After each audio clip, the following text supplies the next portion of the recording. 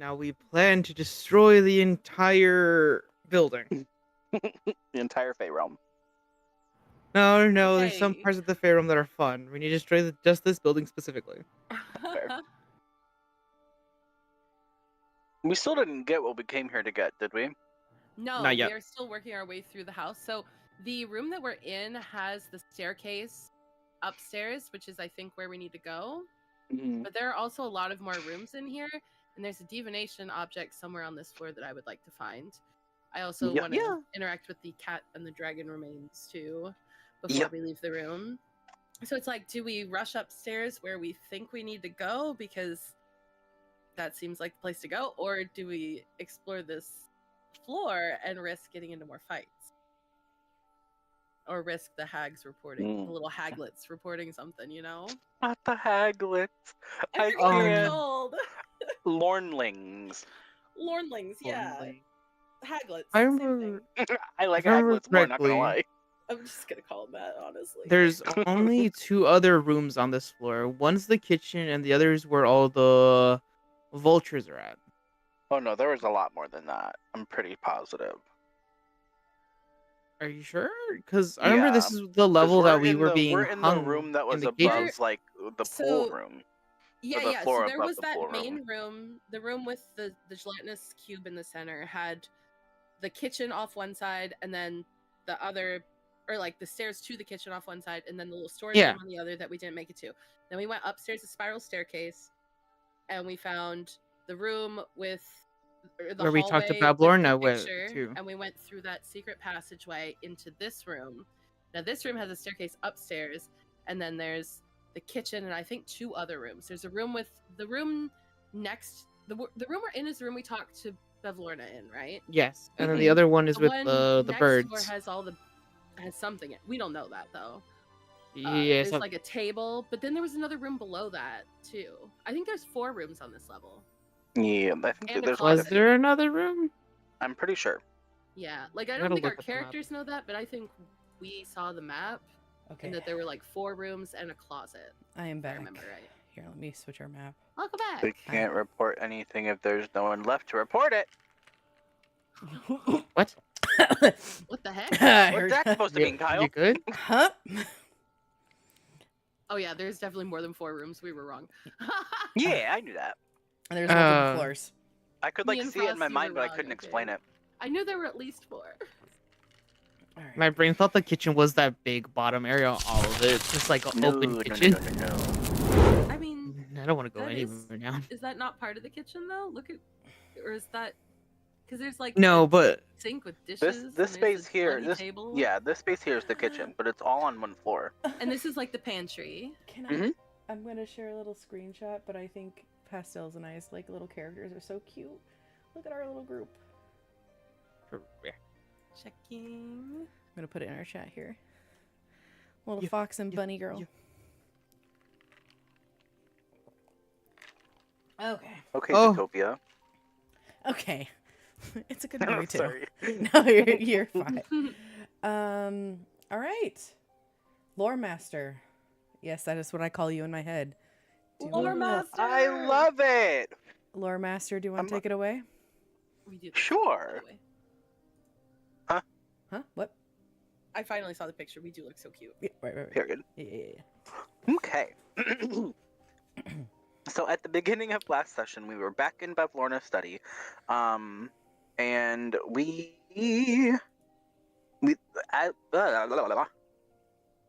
English is so hard. We're in the study area, and the Lornlings are invading. There's a zombie cat somewhere, like hacking up a furball, like pretty much on its second deathbed. Wow. And at this point, the Lornlings shove all of us into this one room, and I forget if it was like a spell or if they pulled like a lever or something, but they did something, and all of a sudden the entire group began to shrink, or at least catch up with the people that were shrunk. Anyway, and during this process, there was this metallic clockwork dragon that emerged from the corner of the room near where... Oh my god. English. Steven, oh my god. Hello, Rain. Callista, God. Callista and Victor originally came into this room from, and we began to battle with it. Right off the bat, Von hexed it, and it had a strength disadvantage. Callista kind of dashed towards the bookcase, and attempted to climb it to kind of, get the bearings and see how she wanted to make her first attack. Etika managed to grow some vines around the area that the dragon had emerged from, and actually didn't manage to actually ensnare it, but he did turn it into some what's the word? Difficult terrain. Yes, that. Thank you. After that, Victor managed to use this it's chilling hand. I forget what the actual ability is Chill called. touch. That. Thank you. And Victor used this ability to kind of project these cold cat paws at the dragon, and actually managed to do quite a lot of Necromancy. damage. We had so many nat 20s during the last session that it was crazy. While that was going on, Callista managed to climb to the top of the bookcase where the dragon actually was, and she tried to use her color spray, but it didn't actually stick to the thing. Necromancy, I love it. And then the clockwork dragon actually decided to take flight and physically attack Callista. And if I'm not mistaken, she kind of fell during this altercation. I do know that she took 7 points of lightning damage, though. So, yeah. And then while this battle was going on, Etika used Toll the Dead, I think. My note for it was Etika rings death bells at the Clockwork Dragon. And he did that, and then Vaughn actually kind of requested Etika's candle from the last session, while Antares remained hidden underneath the table that was near Halder at the time. And Halder manages to use his hammer to attack the dragon's toe, kind of denting it a bit with 8 points of bludgeoning damage.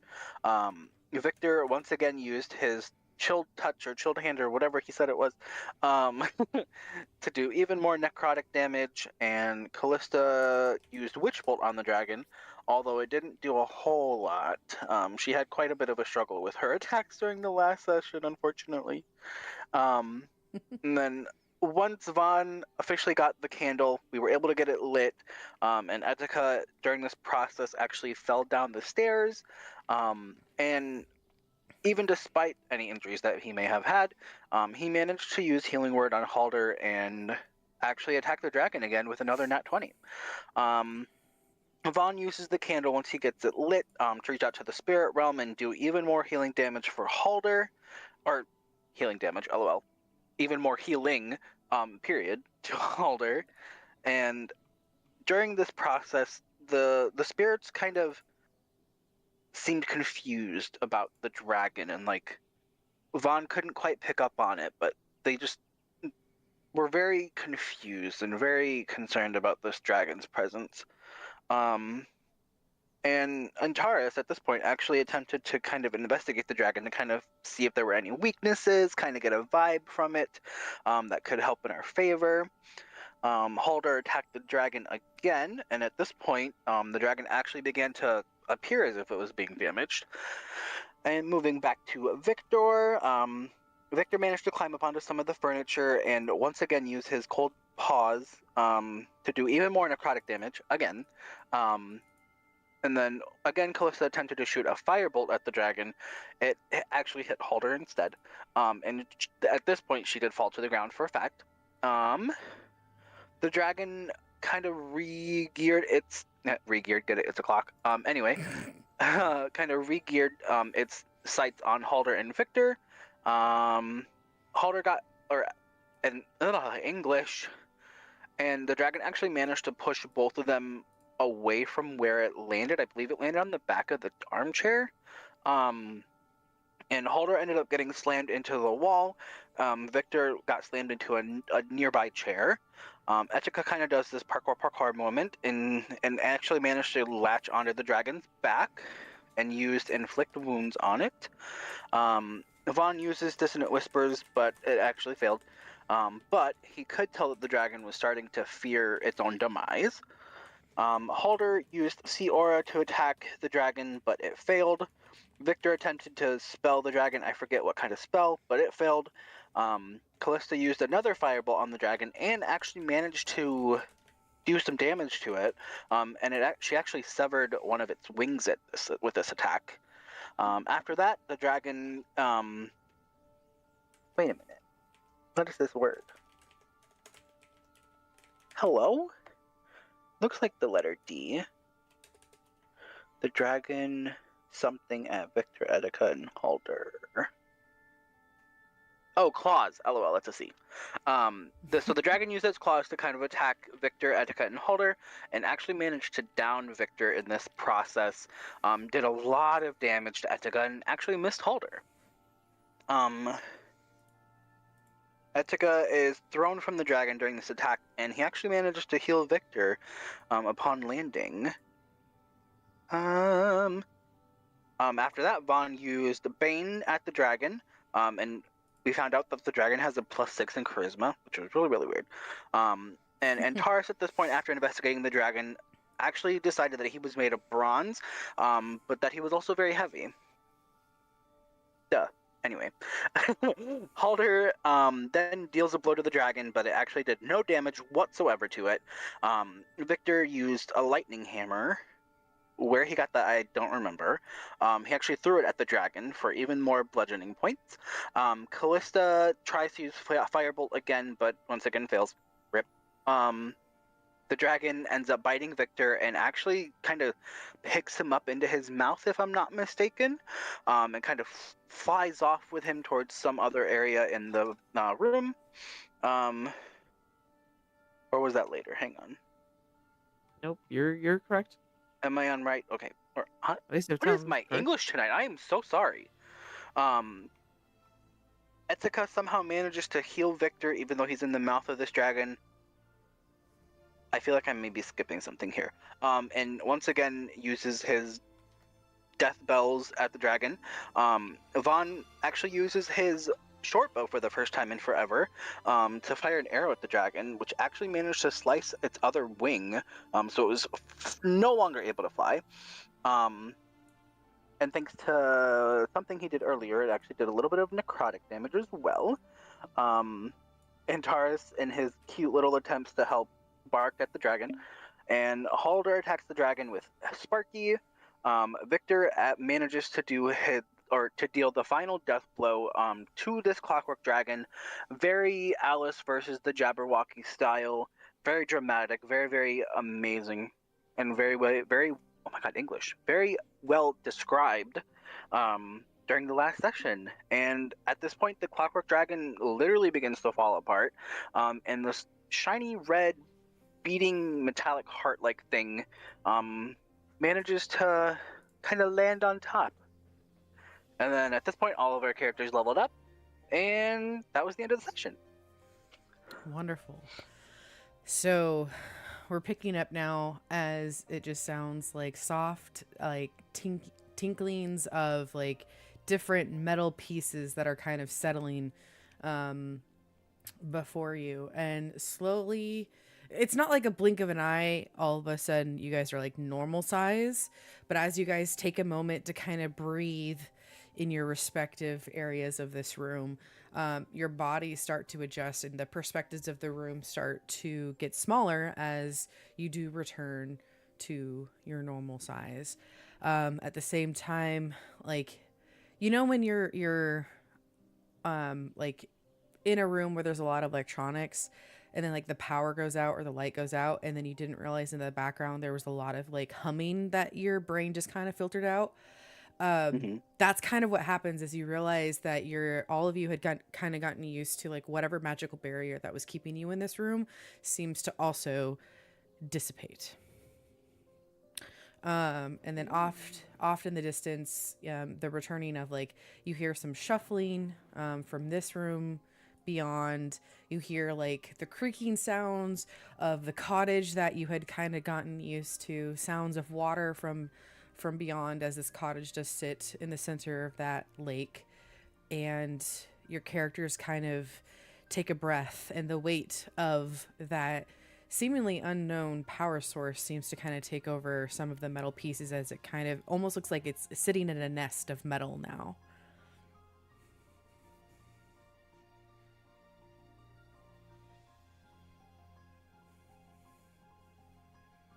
I just realized my icon is upside down. Is that normal? What? Where's your icon? Where? Right next to Callista, between her and Halder. Oh, That's so weird. I don't think think it was you were. like Yes, that when we ended last session, so I don't know. you were facing a different way. Hold on, let me fix this. You were facing a different way, which is why I did that on purpose. Oh gosh, get out Oh, of there. okay. You're gonna get really large here for a second as I try to fix it. Oh. Hold on. It's in charge. Large and in charge. Oh, get out of there. Big boy. The little like toggle button Maybe is the right. room's effects are having an effect on me. Maybe the little toggle button. There we go. Vaughn actually to scale. You mean No. to scale with his ego? Yes. Oh! Yes. Yes. Sorry. Wow, I'm I being s- bullied. I saw the Got opportunity. bullied. Saw the opportunity. There you go. All right, you're fixed. Look, if we Amazing. didn't bully Thank you, you. then it means that we don't love you. Exactly. True. So true. Bullying equals love. You heard it here first. You heard it here. Tease. Callista's gonna look at everybody and do a little like look over and just make sure everybody's okay and be like, I don't know about you guys, but I'm always the tiniest person in the room and I'm tired of getting tinier. I'm going to run over to Victor. Kind of just dust him off and do the exact same thing you were doing, basically.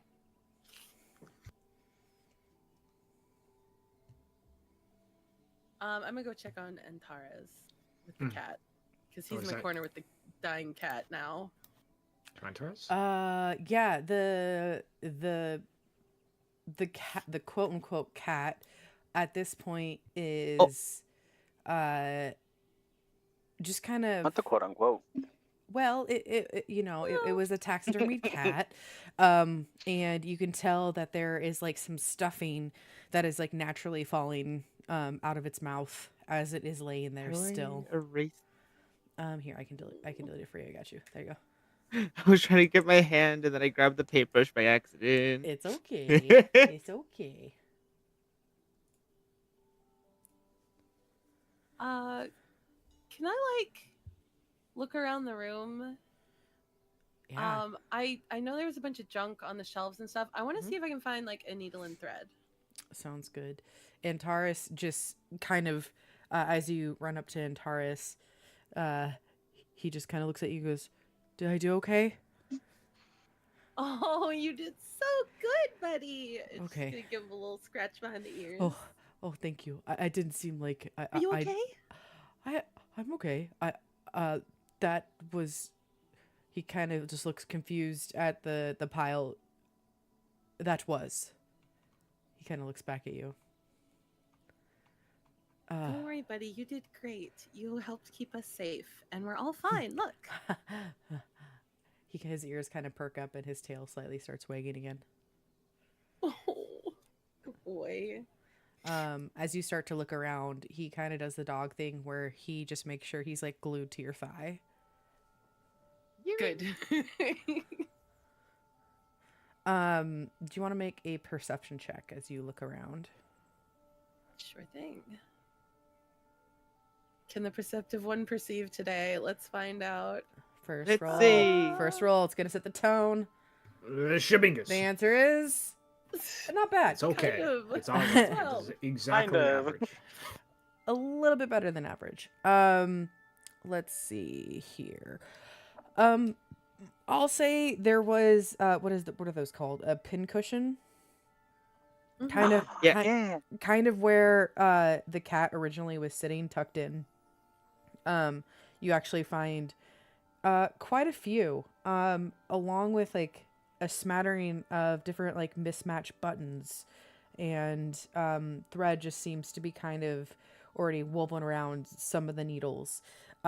And the needles, they're not like your stereotypical you go to Joann's and they're like pre-made. They're very like medieval-ish, almost like whatever metal they could find has been misshapen into these like tools that quote unquote are needles.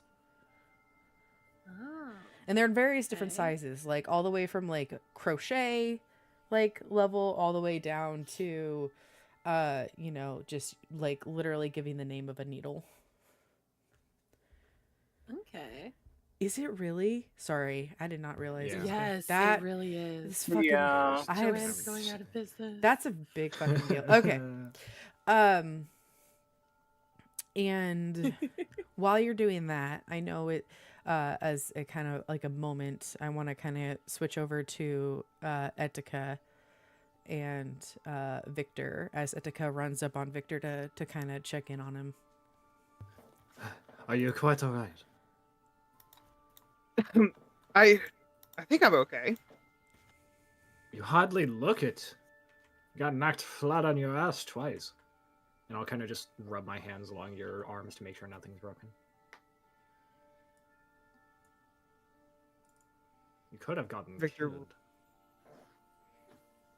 Yes, I've been trying accents, don't at me. No, I've been flipping between different flavors of English, man. you're good. You're figuring out your Nobody's character. judging. You're good. Yeah. I didn't notice. I mean, It is noticeable, Hey. but we're not judging. I know, Etika, but this. I don't know. I don't know what to say. He just puts his face into his hands. What were you thinking, running into that thing with a hole in your chest? Do you need anything else? And I'll put 2 fingers up and start to draw a sigil on your chest.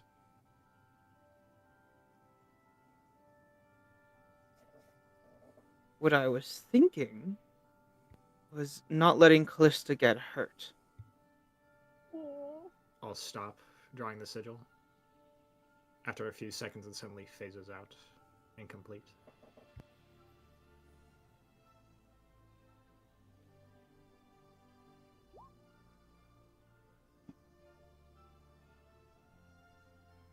You said you were drawing a sigil on his arm? Sorry.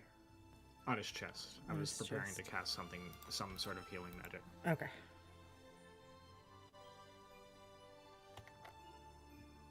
I'll slowly put my hand down and look over to Callista.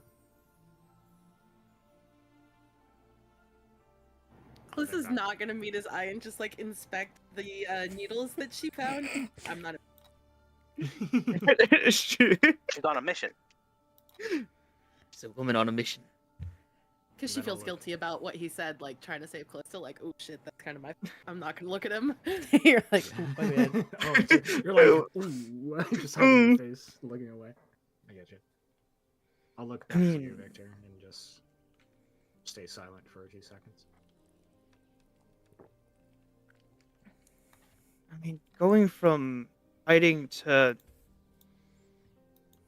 whatever that cat thing is to a dragon made of machinery is. First thing you do is gotta check who's there. Just My try to- mindset was already there. My eyes close.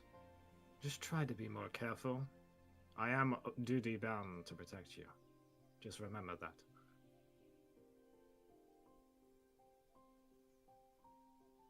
I'll give you Well, 2 you slaps on the could- shoulder. But hey, I killed a dragon. We killed the dragon.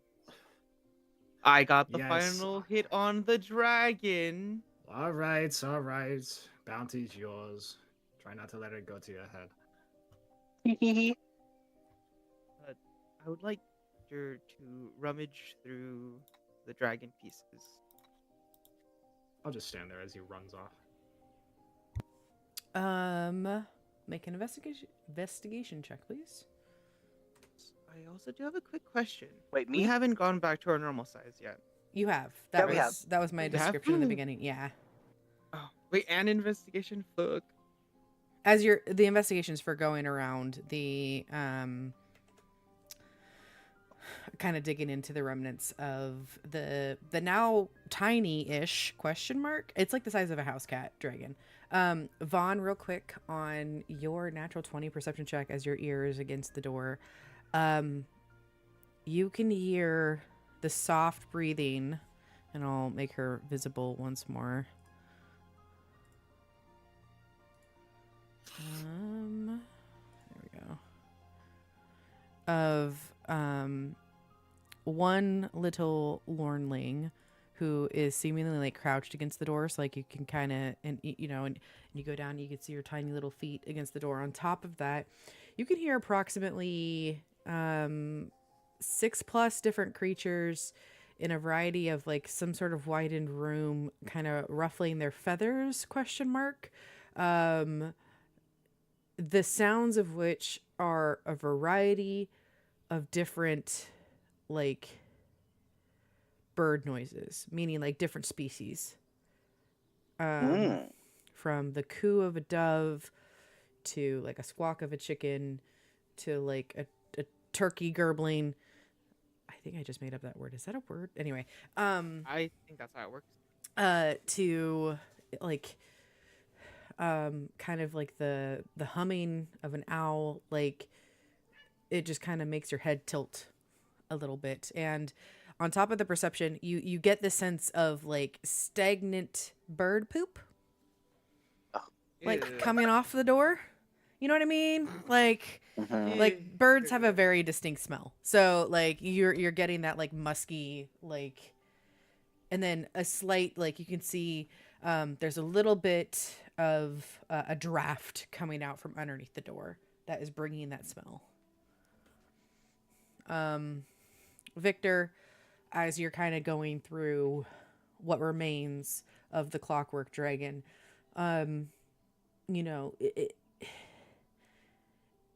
it looks, if Victor has ever come across like a mechanical toy, this looks like a very complex creature. You can definitely tell different joints that had very microscopic gears and different metal pieces that kind of brought it together.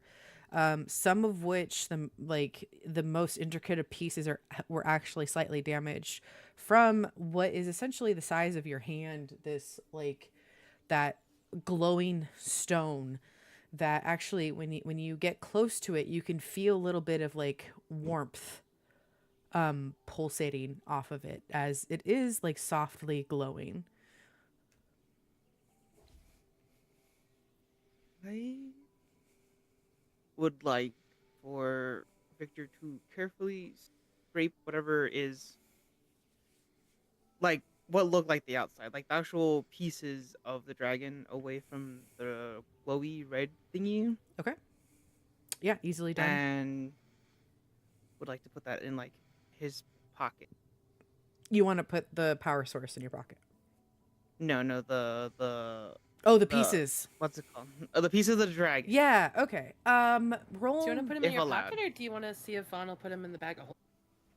Because they're heavy. Oh, are they? Oh, that's right. They'd be heavy. They're made of I'll, bronze. you know, Definitely just have made them weight. to the. Just push them to the side. Just separate them from the red thingy. Yeah. All in all, I would say the pieces, like if you were to collect every single tiny little piece, would probably be about 20 pounds worth of bronze. So think of like a chunky cat. Cat hat.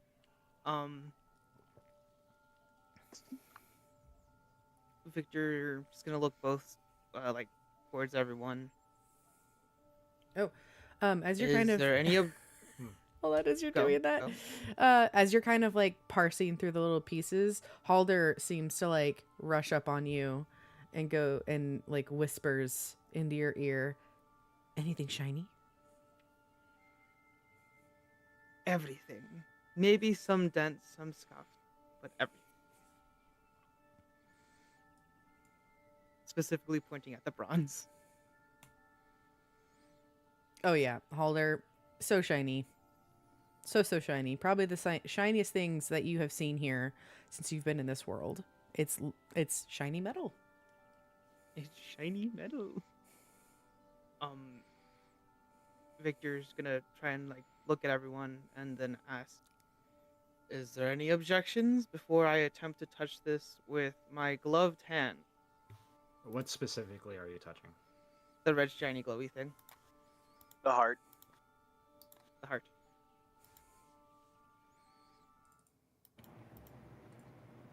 I With my suggest you gloved put hands. gloves on.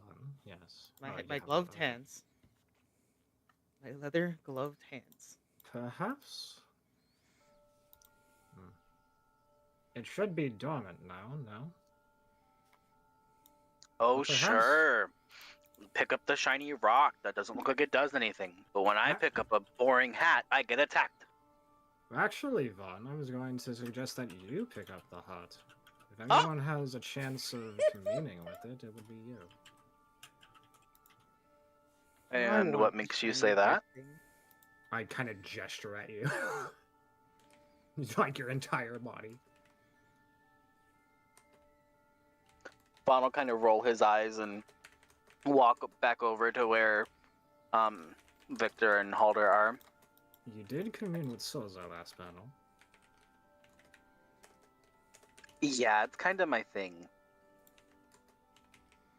I'm okay with it if I could get something shiny.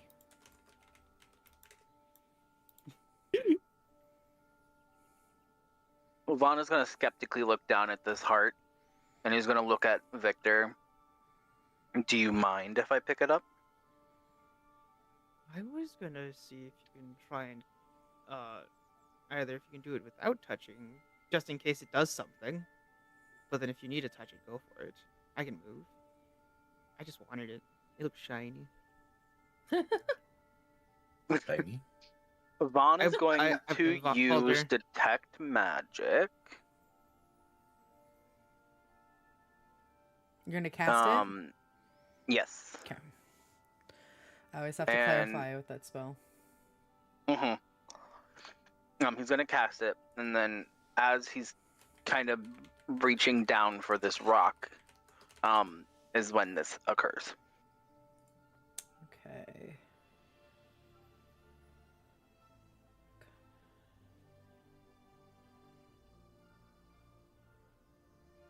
Just double checking the School of Magic for you here real quick. Do I need to roll? I forget. Not for divination. No. No. The TLDR, you get to see magical things. Like you have like an aura. You basically have like a filter that comes over your eyes, and then the way that I like to describe it is different schools of magic have different colors. And whenever I start describing things I've already mentioned, I'm not going to re-mention. So if you all have like stuff you already have on, like yes, your character will see it, but it becomes kind of like a passive. You pick up on it.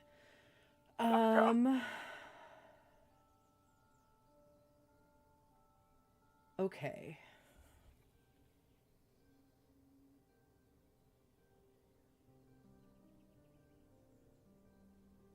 Okay.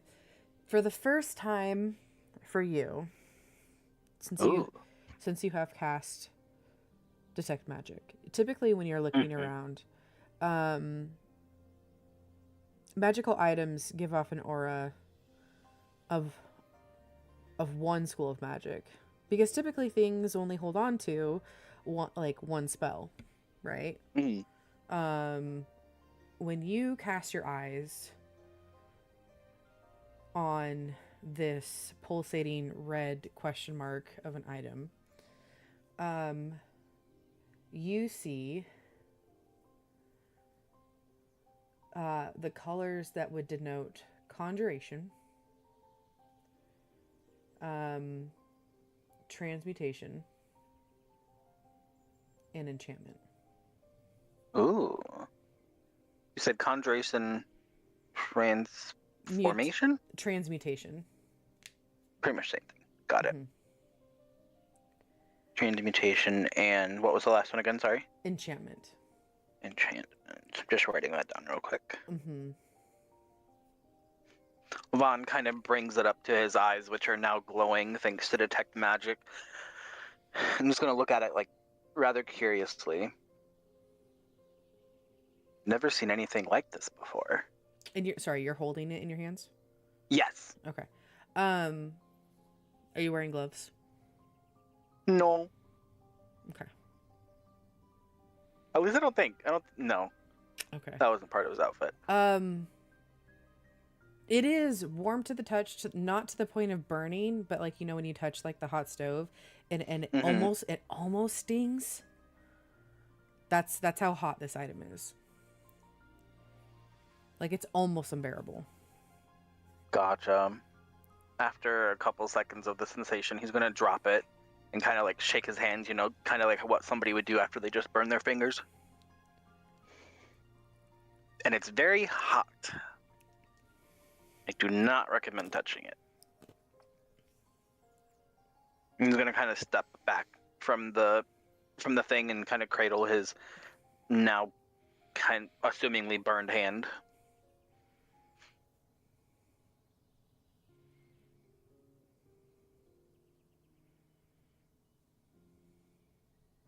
Are you okay? Did you hurt yourself? I've been muted. Not the mute. I think I'm okay. That rock was just really, really warm. Very hot. 10 out of 10 do not recommend. Oh So my. maybe gloves was a good choice? I don't know. Would it be too hot? I could try it out. It's like I'm the only one with gloves. Vaughn will gesture towards the rock with his good hand. Be my guest. Victor's just gonna like giggle while trying and touch it, and picks it up. Okay. I would say it's pretty heavy. It's definitely warm. It's a mild irritant to you, especially with gloves. Like, it's not to the point of stinging, but you can still feel it. The warmth of it, and it weighs about 5 pounds. Nice. Shaney, can I ask you a question? Yes, you can. Would you say that the sensation that the rock gave, like in terms of like the heat and burning, would you say that's enough to break the concentration for detect magic? It did not injure you. Amazing. So yeah, the way that detect magic works, or any concentration works, is that if you take damage, you have to roll a DC of minimum of 10, or if the half the damage is greater than 10 becomes the DC. So like, for example, Okay, so it didn't actually like damage him in any way, but no, it was I was just trying to like uncomfortable. yeah, like you wouldn't want to Gotcha. hold it for an extended period of time. Like, you might get like a blister. blister if you hold it for a Gotcha. long time without gloves. That's why I was asking if you didn't have gloves on. You sneaky. Yeah. Hurt. Okay, cool. Which is why for Victor, you know, you can just like feel the warmth. It's like, okay, it's like you're holding a hot coffee from Starbucks with the sleeve on it.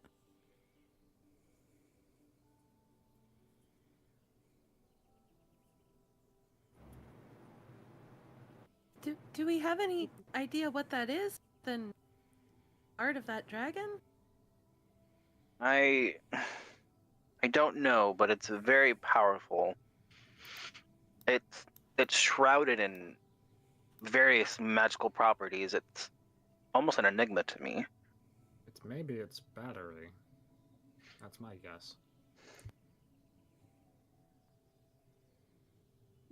I think the better question is the lady of the house gonna notice if that goes missing? Along with, you know, her murdered dragon? I'm just saying, if we're gonna take it, we gotta be prepared to stand by it. I mean, I know we're here to rob her anyway, but the robbery we're trying to do is for her purposes anyway, so I don't think she'd be that mad about that. This would be straight up theft, and we did kill her pet. Ooh. I don't know who this we is, but if I recall, I remember seeing Victor kill the dragon. Hey, you know, Some of us tried. Okay. Just Didn't you having shoot a an rough arrow fight. at the I was like wing? 3 inches tall, man.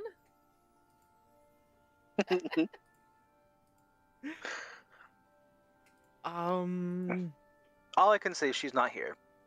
So, yeah. Still is a breach of hospitality and integrity. I will But have how no do part we in know this. if she knew that the thing was here? She is a hag. She knows. Yeah. Guess Where the can I best get is that hope ability? she doesn't ask. I want to make sure that we're all okay with taking this before we make the, make that choice, because so far we haven't really done anything too bad other than defend ourselves. And as of right now, she's not being aggressive towards us, and she's like giving us this opportunity to help her to help us, I don't think we're here to be thorns in her side. We're just trying to get this done. And I really want to help out that scarecrow. I mean, Holder is the dwarf here. Maybe he could put the dragon back together and we can put it back up on her shelf and then it could be fine. I mean, if the dragon was made of bricks and mortar, I think I'd feel more confident. I don't think Halder's necessarily an engineer. If it was stone, I could take a crack at it. But Well, I can't do much about it. My illusions are very, very short-lived, shall we say. Well, even though we present ourselves as a monarchy, I don't feel like this is my decision to make. I think that we should vote on it. If I had to vote, I would say don't take it yet. Maybe leave it here and we can possibly grab it on the way out. I don't really want Bivlorna to show up and catch us with something of hers in our pockets, That's my vote. Fair. I agree with Callista. we could put it in a pile on the shelf where it was to make it look like it just fell apart. Halder's got a good idea. Okay, so you don't want to take it either? That's a good idea. I didn't say not taking it, but for now. Okay. Because it On is the way shiny. out. On the way out. Out of character, so I'm that's- actually really upset now because I had the option to choose Mend as like a spell during the last thing, and now that this is happening, I'm like, damn, that would have been a really good time to have this. Yeah. Mend is a very, like, I will tell you now, and your character would know this, Mend is not gonna fix this. Oh, okay. Well, never mind then. Mend is like, if you rip your shirt on the corner of a door, you can mend it.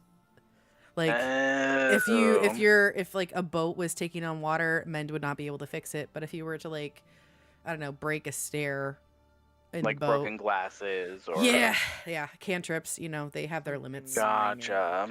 Darn. Well. Anyway. Well, Victor, Etika, wait, Victor voted. Vaughn, Etika, what are your thoughts? I think we can assume what Etika's vote is, and I'm outnumbered, so. Hey, stop sassing.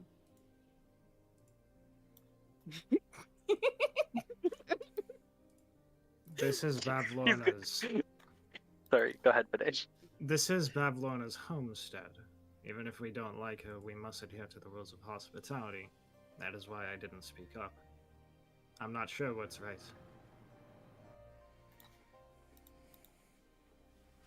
Do we notice that thing like Yeah, that's why I typed it. I didn't want to interrupt you guys. So the 6 was Uh. her stealth, and that is low enough that you all heard the creak of the door mid conversation, and anyone that looked back would just see like peeking eyes watching the group, just thinking this creature is unnoticed. Yeah, I agree, guys. We are all loyal to Bevlorna. We don't want to do anything to upset her. So That's let's just put this not what back on I the shelf said. where it belongs. Calissa's definitely noticed the eyes watching them, and that's why she chose that word. But She's not kinda gonna looking that way, yeah. explain. Yeah. Fine. Vaughn will kind of lean down to help pick up the pieces of the dragon. Put it on the shelf. Okay. Takes you guys a few minutes to collect all the parts, but you're able to kind of tuck it in there. While Is- they're doing that, can I? Oh, sorry. Go ahead. Nope, no, that's it. You're good. Can I approach the kitty cat? Yeah. Go right ahead. So I know he's like undead and dying. Uh-huh. And you said his stuffing's all falling out. Yo. And Callista's one of her main character traits is that she cannot withstand she can't watch a creature suffer. Uh-huh. So she's gonna take one of the needles and maybe like one with like a little bit of a thicker opening in it. Uh-huh. And rip some like really thin strips off the end of her dress and prepare like a thread so that she can try to stitch up some of these places and help the cat. She knows she can't really heal it because it's like an undead zombie cat, but it looks so pathetic. She just wants to try and help it. Yeah. Go ahead and give me a dexterity check because you are not proficient in sewing. Nope, I am not. Wait. Proficient in sewing? She's attempting to Yeah. like sew up the cat. Can I assist?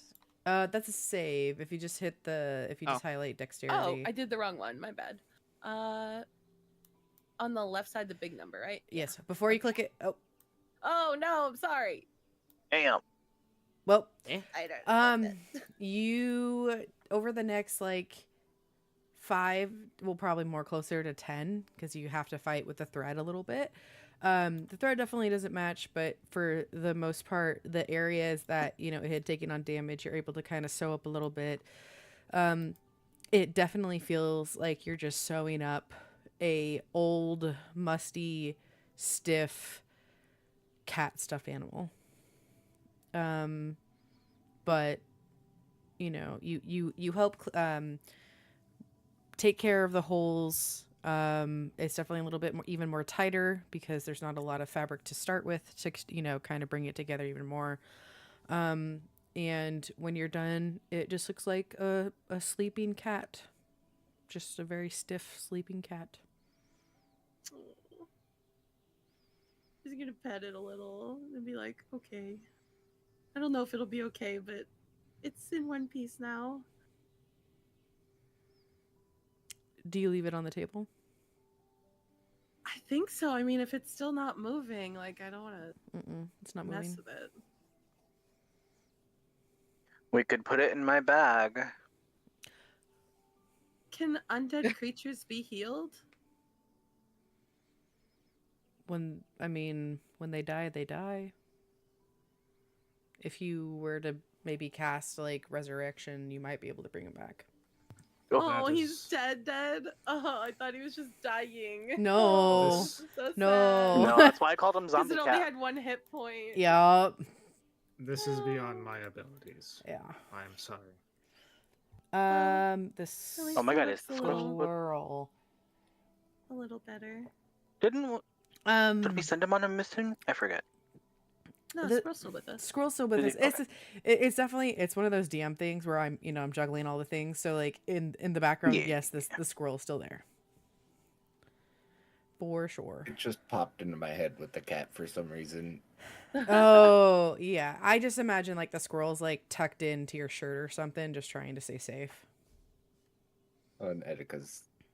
With Etika. With Etika, sorry, Yeah, and Etika sorry, wasn't in the sorry. original cat fight, so Yeah. I guess the squirrel probably The wouldn't. squirrel don't like me.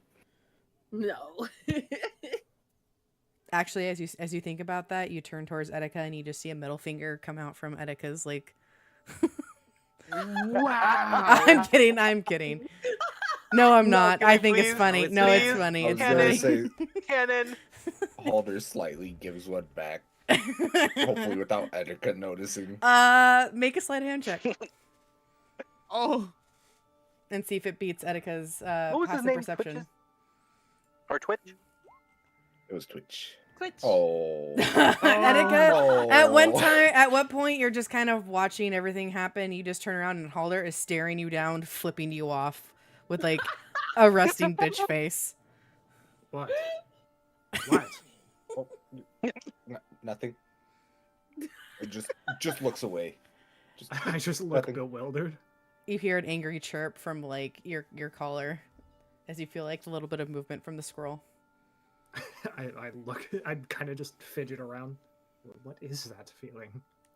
The scroll just kind of pops its head up and just kind of like chirps at you happily. I love this. I will kind of just stare for a few seconds and then pat him twice with 2 fingers. Do squirrels purr? No, but they kind of I chirp. think they chitter. Yeah, I feel like they chitter. There's like a little happy Chitter, chitters. yeah. Yeah. Aw. Before it kind of burrows back in and like gets into the crook of your neck again.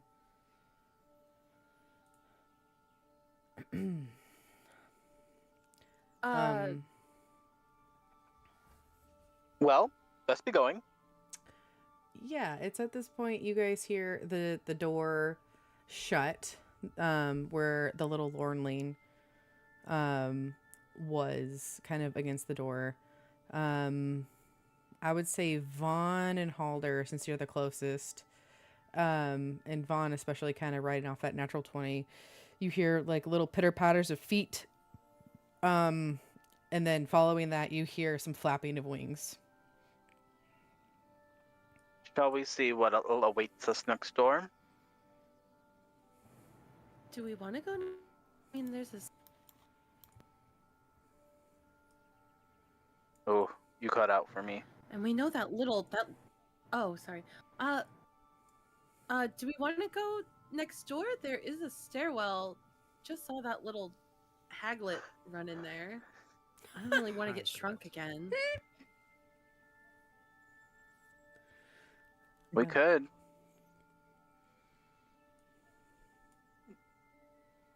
I mean, Shaney, there this is a was stairway up, right? divination item. Yes. So Okay. that is a stairway. So this is a stairway up. You guys would know this is the door to the kitchen. Obviously, this is the door to the hallway, and that's kind of the 3 doors of the room that you're in. Okay. And the object that we saw a couple sessions ago, or not saw, but like that Vaughn detected would be up on this floor, right? Up on the 3rd floor, correct? Okay, so like I'm assuming this is it. Nope, no, that's not the next No, floor. we're on the 2nd floor. Scroll up, you'll Oh. see So, up here. Oh, I do thought. we think that Oh, okay, that never mind. divination item he sensed was on the 2nd floor or the 3rd floor? Oh, that's right. You have 'Cause detect we were in magic, the and it's a pool bubble. room. It's a bubble. Since Because you we saw something downstairs that I think was like in this area somewhere. That's why I was assuming it was here. Yeah, no.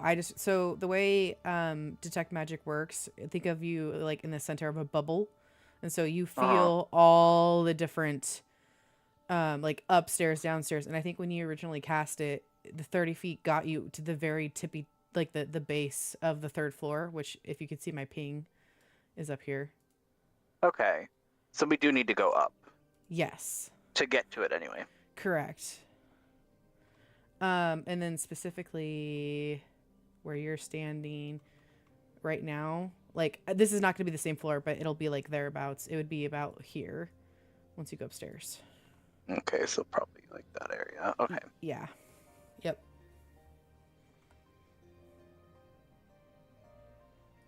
Vaughn will kind of look between everybody. Well,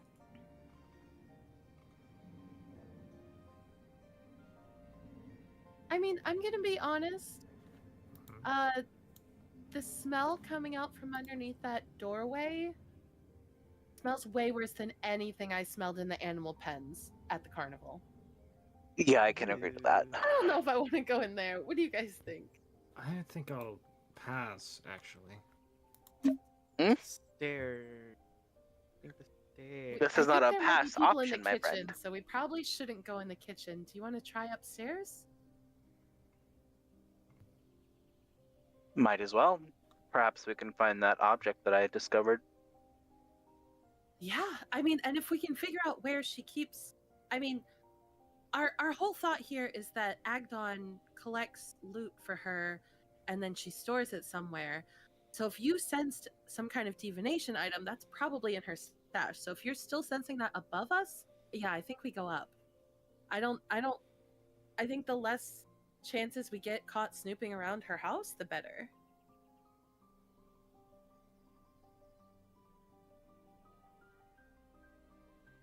Everybody down to go up? Sounds reasonable to me. I am. I suppose. Does everybody Might remember as the well. item you're looking for? We're Correct. looking for the head of the Clapper- scarecrow. Yes. Pumpkin head of claptrap. Clappertrap? Yes. Claptrap. Claptrap. Claptrap. Is that what that is? I mean, I know you That is can't tell me, claptrap so is- don't You answer. don't know. You don't know. Oh, you're 'Cause looking at the map. it- No, Yeah. Because it's like, it has antlers, and that's why I was like, wait a second. You don't know. When did you get blindsight? Smack. Get out of here. Sorry, I was just being very perceptive right now. So perceptive. 3 Uh-huh. floors. Uh-huh. Mm-hmm. All right. So does the party head upstairs? Yes. Yes. Yeah. All right. Go ahead. I'll need a marching order as you guys head up. Oh, Vaughn's going first. Yeah. Because I kind Oh, Would I be able to... Oh, Mhm. now that I'm using Detect Magic again, would I be able to sense it again? Yes. Amazing! So then, yes, I will lead.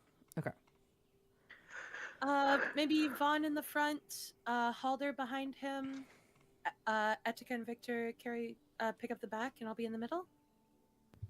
yes. I Yeah. thought you were Okay, gonna put and Taurus, come with me. in He's in the gonna middle, but- Okay. be with me on my square. Yeah. I'm just gonna Vaughn put you here, and then everybody just kind of nope. I'm gonna put you here. Nope. So, Nope. That was me slapping your hand. We're moving on Attack! up. Wait, where's Pastel? I'm under Antares. Antares. Oh, I was about to say, I was like, what happened? She's We can secretly share riding space. Antares. All right, we're in a new That's room, Little. which means new Only in room my dreams. description. Ooh. All right.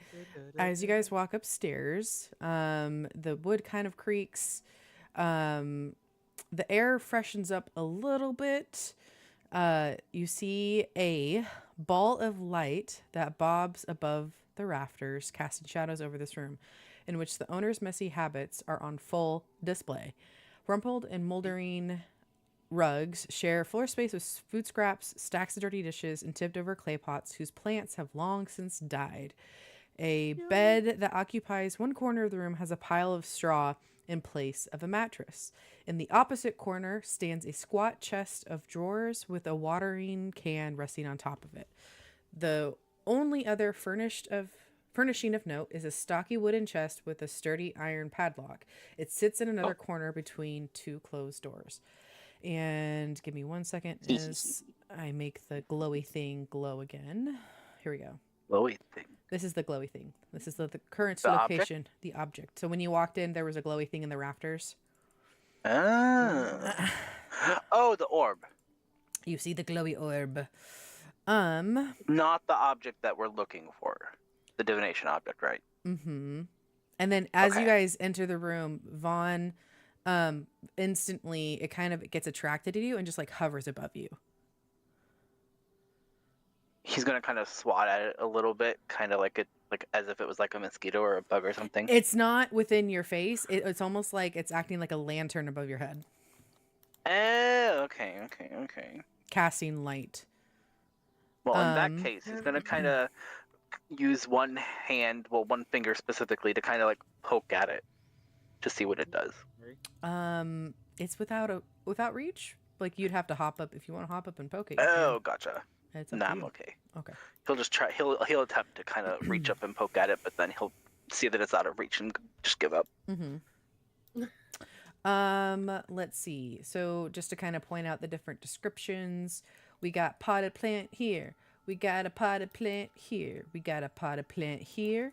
And we got a potted Wait. plant. Oh, Are you pinging? I'm I not am. seeing ping. just kidding. You got a potted plant here. Ah, There it is. There you go. We got a potted plant here.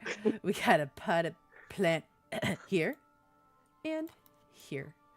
It's like in a greenhouse, but like not a greenhouse. I'm weirded out that we Right. can't see those potted plants.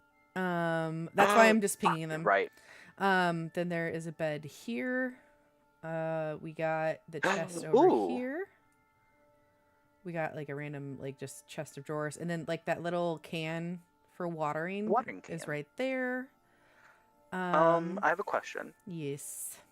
Answer. Vaughn is able to see in what is it, dark light or what is? You have dark vision, right? We got it, ladies and gentlemen. Yes, DM, I have dark vision. That yes. So what dark vision does? I don't. What? So I know what it does. I'm just asking, like, would it be relevant in this situation? Like, would he be able to see more things than? No, not right now. The light seems to illuminate. It's only the ceiling is 20 feet high. The light source is like probably maybe 5 feet below that.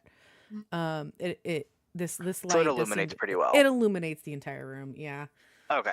The only darkness is kind of around you, and that's just you naturally casting shadows. Wow.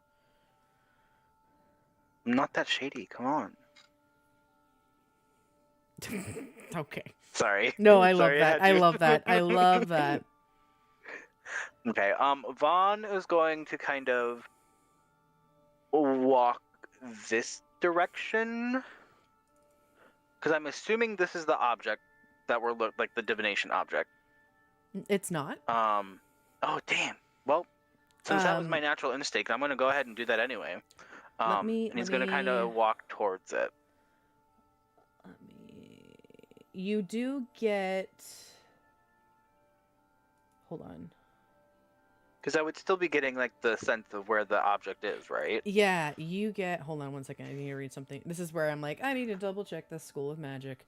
I believe you said it was divination last time, but I know this is a different item though. That's why. Oh, ah.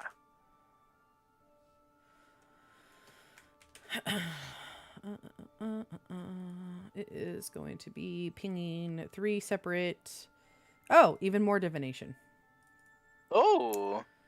Seems like there's almost like layered on top of each other divination pings. So just multiple divination, or just like? Yeah, multiple. It would. Which means to you like multiple items. Ooh. And then. Hold on. Give me 1 second.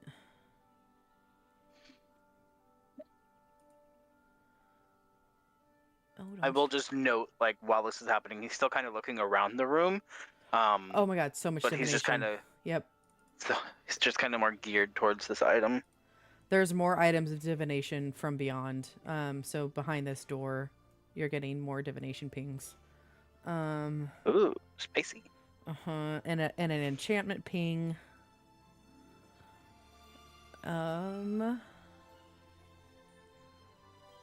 Yeah, just like a smattering of divination, and then a couple enchantments. Amazing. So Vaughn is going to carefully make his way to the chest. Okay. The orb can above I put it you, on top of the chest, or like here? just put yourself there. It's fine. Okay. The orb follows you. What is everybody else doing while Vaughn kind of like narrows down on the chest in the corner? Waiting to go Alder into the room. gets distracted and just goes and looks out the window. Okay. It's very foggy. Making my way upstairs. It's about midday. Well, actually, it's after midday because you guys, yeah, it's like in the mid-afternoon. You can hear different frogs off in the distance, the creaking of wood, the sound of sloshing water. Give me 1 second. Okay, there we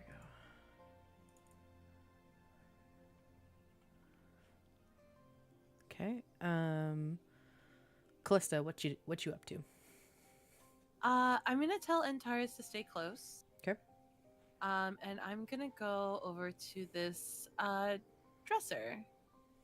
Okay. And I think I wanna look around, see if I see Yeah. any find anything. You are currently standing with a potted plant to your left and a potted plant to your right. The think of like small trees in the potted plants that seem to be kind of drooping. Very Like sad, like topiary vibe. yeah, very topiary vibe, but like Okay. just very dehydrated, potentially dead. Bark is peeling. And let me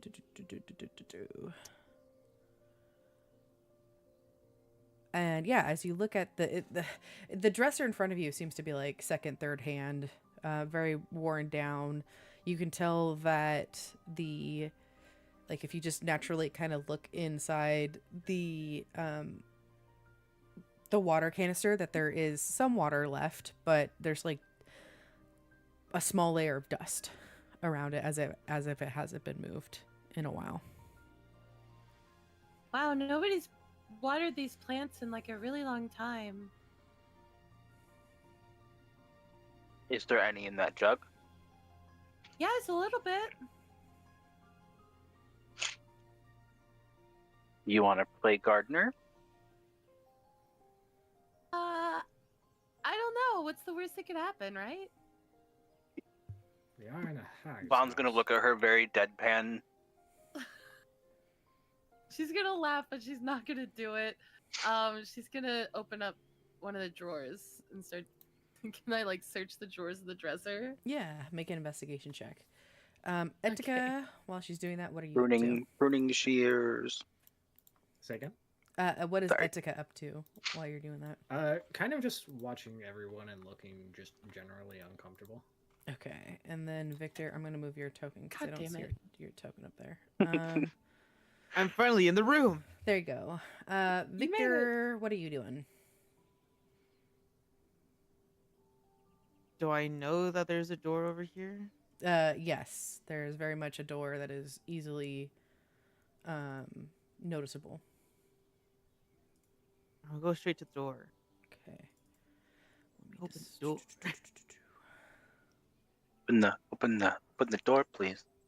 Victor, Oh, open the also, door. there's a door to Yes. your right in front of you, Vaughn, by the way. Okay. It has a little tiny window. You can see there's a nice little balcony out there.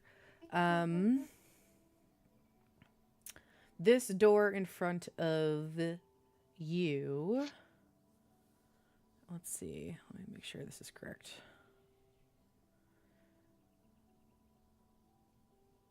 You can see it doesn't have a padlock, but there is very clearly like some sort of locking mechanism that is visible. It's like the only metal that looks like a deep darkened iron look to it. Looks like it has a... Typically when you see keyholes, especially in this era, there is like light that actually comes through the keyholes. But this, from your experience, like there's no light coming through the keyhole, which means it's a little bit more complicated of a lock. Going over to Callista, as you start opening the different drawers of this chest, or excuse me, chest of drawers, you see that there are folded dresses and other garments, but they are all extremely large, and they almost seem to be like sewn together, and they're all discolored from age and neglect. You to put it in a way, Bavlorna has a very like toad-like physicality to her. So they seem to be kind of re-sewn in a way that would fit her toad-like form. I think this is her bedroom, guys. I found a bunch of her clothes in here. Oh, No bed. It's I in mean, that there is corner. that pile of hay in the corner. Do you think she sleeps on that? I doubt someone of her stature and power would opt to sleep on hay. she does have a lot of dirty dishes and broken dishes. I don't think she cares how she sleeps. I mean, do you think you think her bedroom was that room that reeked of bird shit? I mean, there could have been other rooms we didn't see, but it seems pretty likely this is her bedroom. Have you also just looked around? It's very dirty and grimy as it is. I look even more uncomfortable. Oh. Dermaphobe. And with that, No, we are being very inhospitable, and I'm not entirely sure she can't hear us. Juan will just kind of roll his eyes and look over at Victor. Any luck with that door? I haven't tried No, anything. hang on, I'm being serious here. Hospitality is everything to the Fae. If we get in trouble here, she will not let us go. I mean, but remarking that this place is absolutely filthy has nothing to do with being a good house guest. I mean, it is. This rug is moldy. These plants look like they've been dying for months. Like, I don't think there's anything wrong with just remarking that the room is filthy, because it is. And I'm pretty sure she likes it that way. Even if that is the case, I would prefer we discuss such matters outside of her home. Okay. Just Fine. for our own safety, if nothing else. Fine. Vaughn will once again look at Victor and ask, any luck with that door? Is there any? Is it just like a lock or like a doorknob? yeah, there is like not a round handle, but like a hinge type handle. You can make an investigation check. Investigation. Check. Where are you? Oh, the one thing I'm bad at. Oof. I'm really bad. This, looking at the door, it looks like the actual wood of it, and like you can tell, like there's not even hinges that you can see. It looks pretty well set. It looks like it is somebody took really good care to make it as sturdy as it could be, and the lock is way more intricate than you have ever seen. I see. Can I try and open the door? You try to open the door, and it does not budge, Okay. and it does not Well, appear at to least be we know trapped. it's locked. Uh-huh. Vaughn is going to kind of giggle a little bit, seeing his frustration. Allow me, my friend. His eyes are going to start to glow. And he's going to kind of look at the door, kind of squint a little bit, and pretend, like, make the motion of using a key in the lock. And he's going to cast Knock. Hell yeah. You son of a bitch. Did you just did you just I acquire was that? hoping somebody had knock. I did. I just got it with this level up. Oh, you son of a bitch. Bard. Well, there's a couple of like clicks and clacks that seem to happen from the door mechanism itself before it creaks open. Now I'm gonna go back to Vaughn here for a second to kind of describe the chest before you, okay? So this chest has clawed iron feet, and onto the lid you see the initials BB that are crudely carved into its lid. It has a padlock on the front of it, but that seems to be the only thing stopping you from opening the chest. He's going to kind of pick up the padlock in his hand, once again do his little magic trick with Knock. All right, so you're gonna.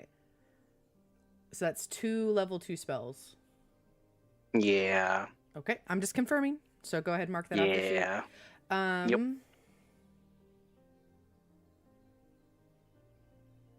It feels like the right moment, so Okay. I'm sticking to it. You hear the loosening of whatever was keeping the padlocked in its locking form just kind of unclick, and the weight of the padlock is loosened, and you are able to remove it if you wish. He does. All right. You remove the padlock, and you're able to flip open the latch that it was keeping down. Do you open the chest? Absolutely. Okay. You open the chest, and sitting there are, let's see, a 12-inch tall marionette that is female in shape. It has like the face actually has two different faces on it. One side has a face of a moon, and the other has the face of a sun. It seems to be more of an art object than it seems to be a play object. Sitting, like, sometimes chests have like a little tray that like sits on top of it. You can kind of move back and forth. Sitting within that tray, you see an unpunched ticket from the Witchlight Carnival, and there's a little section on the end of the ticket that is signed by a person by the name of Isolde. Put that name in chat. ISOLD? Yes. And then underneath that, to the other side of the marionette doll, you see 3 scrolls that seem to be tied together in some sort of musical instrument string. Ooh. Curious and curiouser.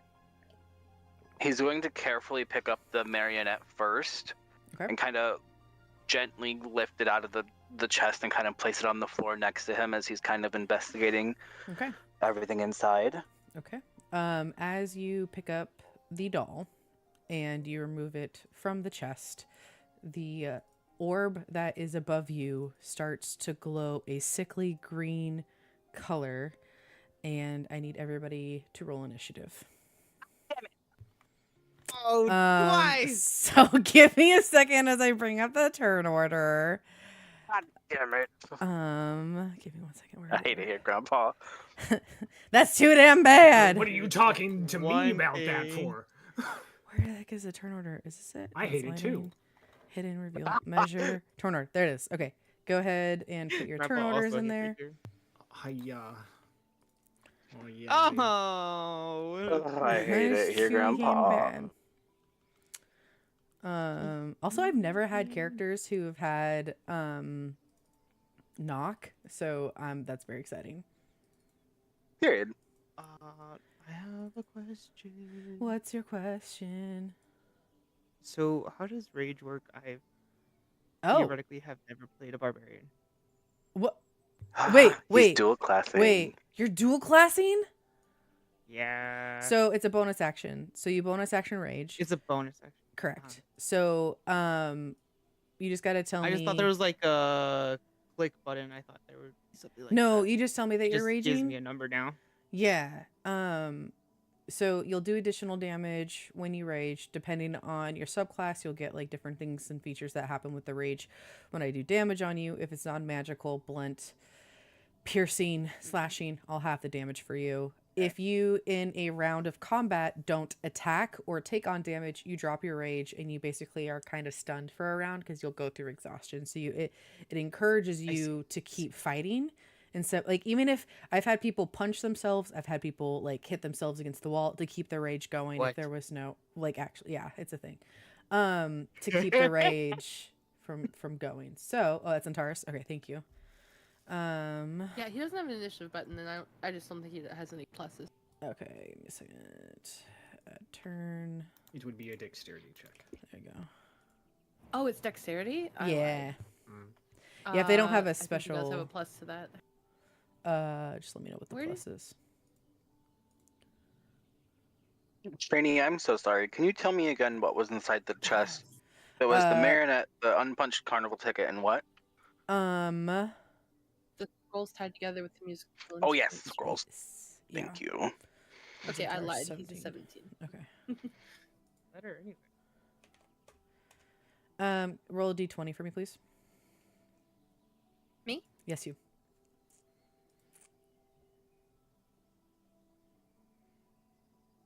All right. The creature will go first. So I'm going to do this. I was breaking the tie. It was, breaking the tie, yeah. All right. Vaughn, as you literally just like let go of the marionette, as the lid of this chest is open, it is going to shock you as like the sickly green kind of starts like like almost like charging up, and then it just like lashes out this electrical attack on you.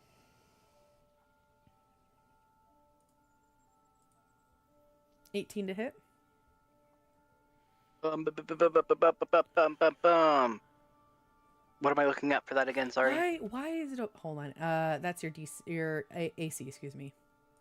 Yeah, I have a 10. That definitely hits. All right, cool. You're gonna take 15 points of never whisper rolls. Always roll target and auto. Yep, there we go. So 15 points of lightning damage. Jesus Christ. Holy shit. Mm-hmm. I'm down to 9 hit points, y'all. Jesus. Let's see, and then What did he take something out of there and that's what triggered it? yes, He moved the fucking marionette. he took the he specifically said he removed the marionette and put it on the ground next to the chest, and that's the trigger. Oh god. All right, I just can't win. it's Antares' turn. So at the beginning of this, all of a sudden you guys hear basically just like kind of come through, and some wood cracks around as the room that had been eliminated has been kind of in a radiant glow, turns that sickly green, and then a flash happens and you hear Vaughn cry out in pain, and Vaughn is now like leaning almost up against the chest he was on, his hand currently kind of limp against a marionette doll that is currently sitting against the outside, and his actual body seems to be kind of smoking from the damage, as you guys see like reticular lightning from like the top of the side of his face kind of down his chest through the electricity that had run through his body. Wow. Antares. How high up is this? It is currently 15 feet above, or excuse me, it came down, so it's like right above Vaughn's head to attack.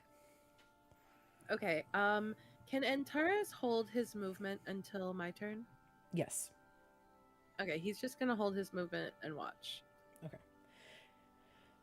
Whew. And for reference, this shock is a 2d8 lightning damage. I rolled a 7 and I rolled an 8. Oh. Oof. Oh Yeah. god. Yep. All right, so sorry, the trigger for Antares is you moving? I'm gonna give him a touch spell Okay. and then have him deliver it Okay. on my turn. So I want him to stick with give him that. Oh, you just cut out. You want him to what? I want him to stick with me until I can put that spell on him, and then he'll take his movement to deliver it. Okay, sounds good. Etika? All right.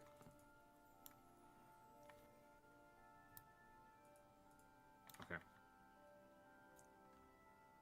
The orb specifically. So the attack came out of the orb, yes? Yes. Just make sure. Okay. Yes. Oh, it didn't even come from the fucking doll? No, it didn't come from the doll. It came from, so like again, Screaming.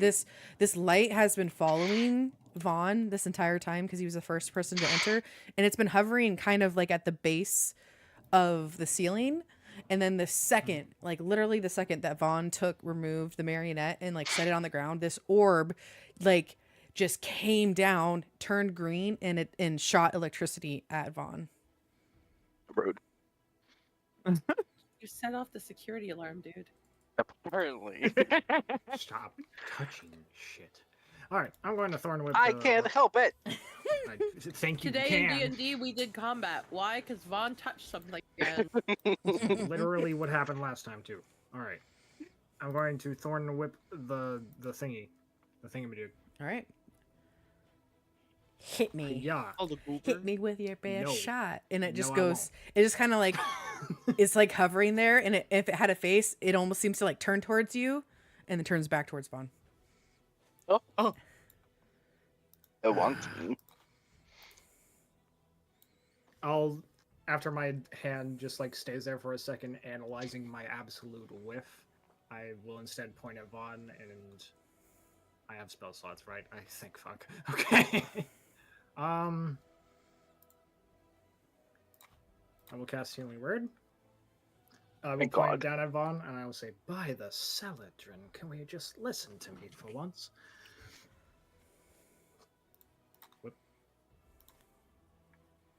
You will heal for 5, Vaughn. Celadrin was the Yay, health. healing word this time. Well, All right, that is your I'll action save and it. your bonus action, and you said you'll stay there. Yep. All right, Halder. Alder is going to throw his little temper tantrum because everything in this cottage is taller than him. Oh, it is true because like technically this orb is above Vaughn's head, just within melee. Yeah. You dare look down on me? So Halder is going to rage. Okay. And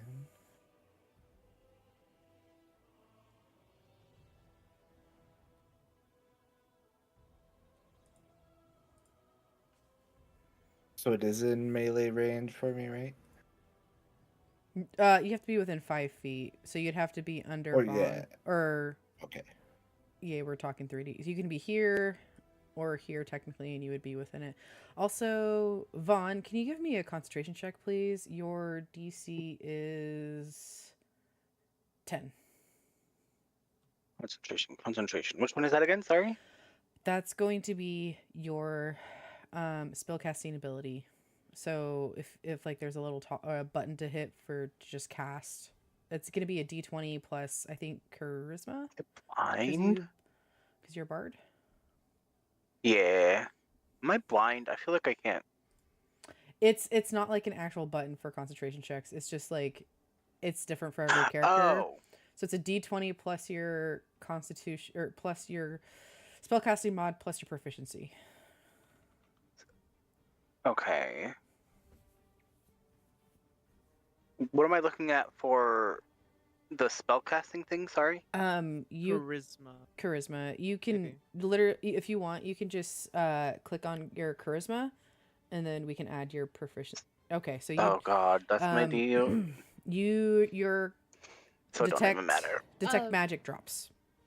Okay, I had a feeling it would. All right, Halder. You are within melee of this orb. What would you like to do? Halder is going to try to hit it with the hammer. All right.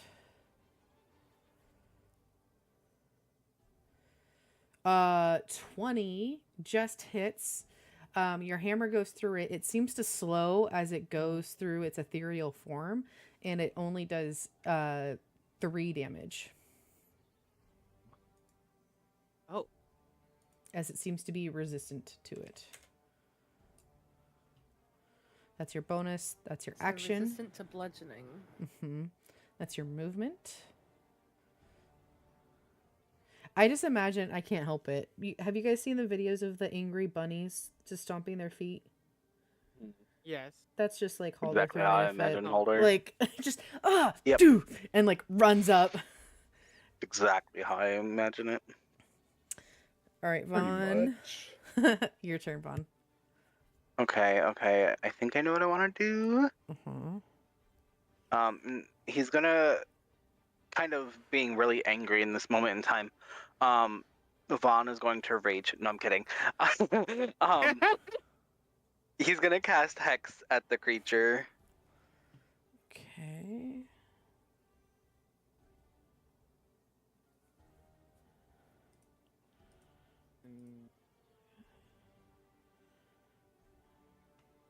All right, you cast Hex. Check. Amazing.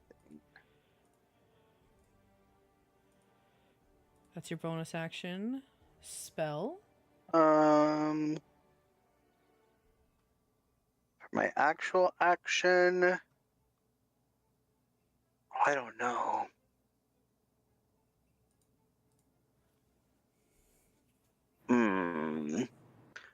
I think I'm just gonna have him kind of try to scamper away from the thing. Okay. And kind of hide behind Halder. Do you use your action to disengage?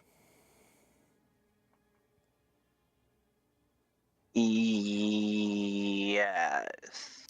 Good answer. If you didn't, that would have been an attack of opportunity. Period. All right. Yippee! You very quickly get behind Halder, bringing us to Callista. And I'm going to move him here, Callista, because that's actually where he is now. Callista is going to lean down to Antares, Mhm. and she's going to put her head up against his and hold his hand, like his head in her hands or in her Mhm. paws, and say, "Go give him a taste of his own medicine." And she's going to place the touch spell Shock and Grasp on him and send him towards the orb. All right. 15, 20, 25, 30. Yeah, he's got plenty of movement to get there. Okay. Go ahead and... So he's going to come over here and try to deliver that spell to the orb. Uh-huh. So I think now I cast it. Yes. Okay.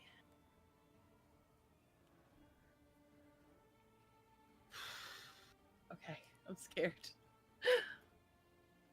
It's gonna be a 20. No! All Doesn't right. hit. What's kind of interesting with this, it tries to attempt to hit the creature, but the lightning almost seems to kind of, as if there was like a barrier around it, just kind of seemingly just misses it. That's more for flavor than anything. Just doesn't hit its target, but Antares tries his best. That's okay, buddy. Good try. Just stay over there. He kind of looks back and like sadly wags his tail. Victor. Wait, before I finish Oh. though, I want to move. Okay. I want to get away from these plants just in case. I'm Okay. gonna stand behind Etika. Okay.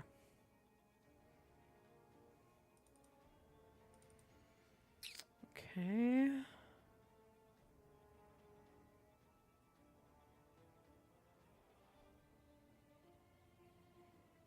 Let me double check something.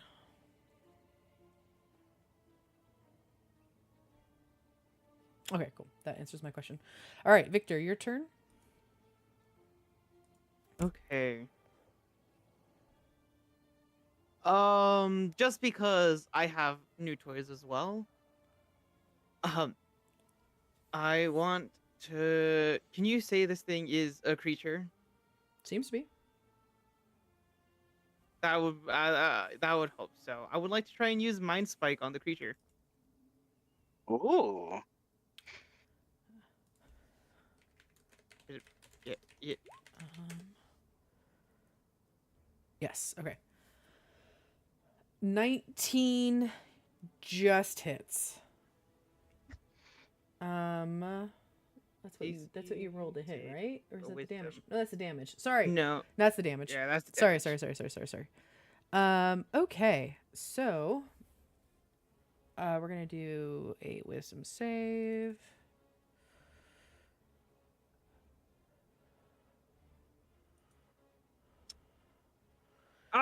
Just No! sorry. How rude. So 9 points of damage.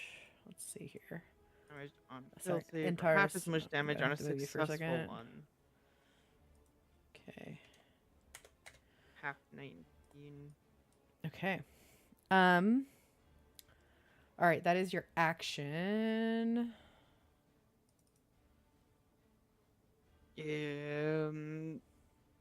I don't think I'm gonna do anything else. Because I don't have bonus actions.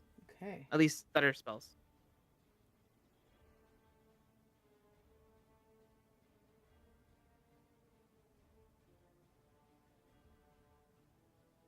I'm just double checking something.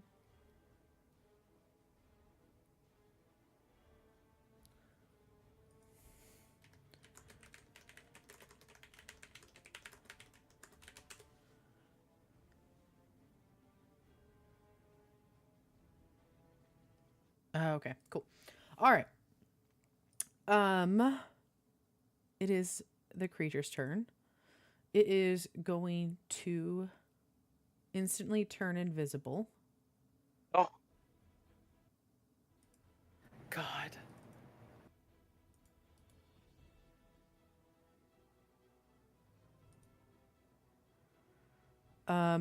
And it just seems to disappear. What I was looking up to see if Hex does tracking ability, and it doesn't, and just imposes disadvantage and a whole smattering of other things. Mhm. So you don't magically get a sense of where it currently is. None of your characters can see the creature. A criatura. That brings us to Antares. Since he can't see the creature, he doesn't have to. Oh, you cut out there. Sorry, I think my internet. Since he can't see the creature, you need to worry about an attack from where it was. You could certainly try. You don't know. I think he's gonna run back to Callista. All right. He runs back to Callista, doesn't incur an attack of opportunity. Okay. He's not gonna. He's just gonna chill. Okay. Etika? Okay. As it goes invisible, I'll put my hand down, think for a second. Do I have it? I do have it. Start to just clap my hands together, draw us, and as I separate them, a sigil forms between both in the shape of a butterfly. Oh no, you don't. And I will cast Fairy Fire. Ooh. Any creature in the area when the spell is cast is outlined in light if it fails a dexterity saving throw. Okay. Where do you cast it upon? What's your 20-foot cube?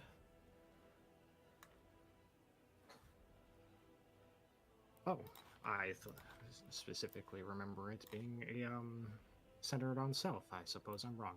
I will do it in this box. All Actually, right. no, I'll do it in this box. All right. So I need Victor, Halder, and Vaughn. Oh, or just Halder. Halder, I need you to make a dex save, please.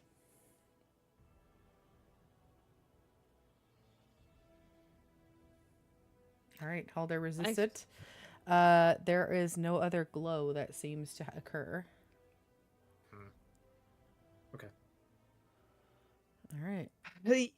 Halder. I will continue my concentration. Alder is going to kind of step in front of Von more from where he last saw it. Mm-hmm. And kind of look around at the rest of the party. And then back to where it was.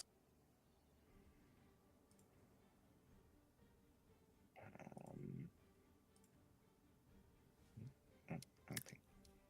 Click the wrong thing. You can hold an attack action if you'd like.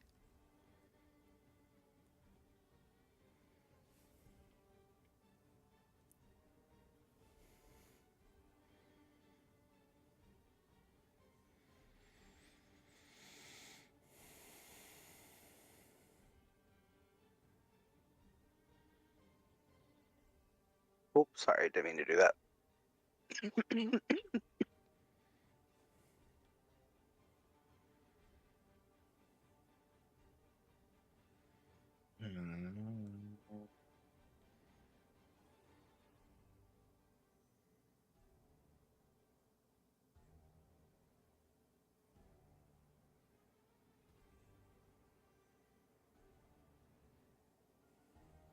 Ooh, I don't know what I want to do here. I had an idea and then it went invisible and I lost my idea. No, I mean you can hold an attack action if you'd like, if it like reappears within range.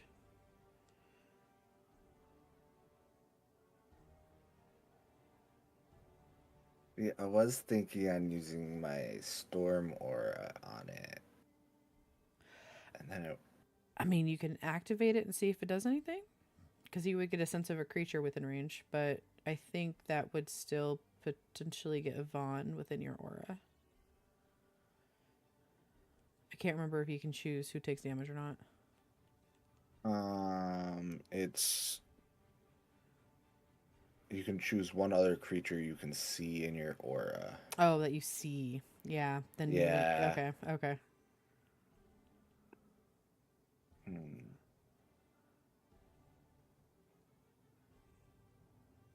was kind of trying to keep my rage. I was trying to think of a way to do that.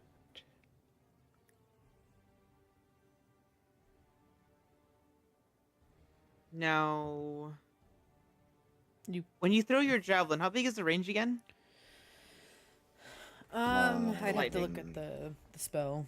We are in a very small room. It's That's what I was asking to see if we. it's like if a he fit 5 it foot every wide arrow. beam.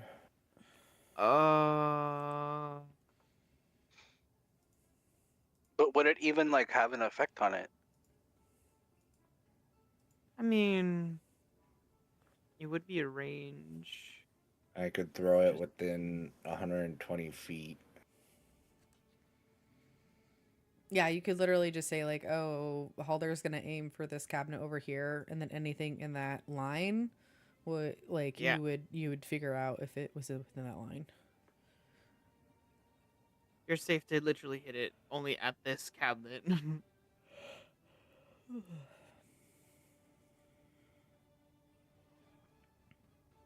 Okay, yeah, I'm gonna do that. All right. I'll throw- Yeah, go ahead, roll to attack the cabinet.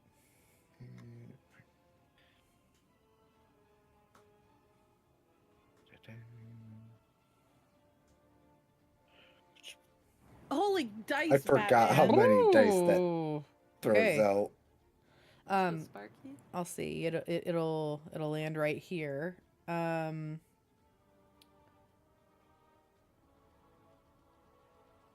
It goes off with electricity, but it does not seem to hit any creatures. Damn, I am sorry. All right. Well, I know where it's not. Which line did you do straight ahead of yourself? Yeah. Yeah. So the currently So we've- it's like right here. So we've eliminated that line. We've eliminated this Here. square here. So then. so it's it's gotta you be, like, guys. It's either on the far left side, just directly to the left of Vaughn. It's not still in the same spot because it didn't attack on Taurus. It could be by the plants. Remember, there are plants like here and here, so it could be like one of these spots. Here. It could be these four over here, or it could be this far left line. So let's just keep that in mind. Okay, cool. All right, Vaughn.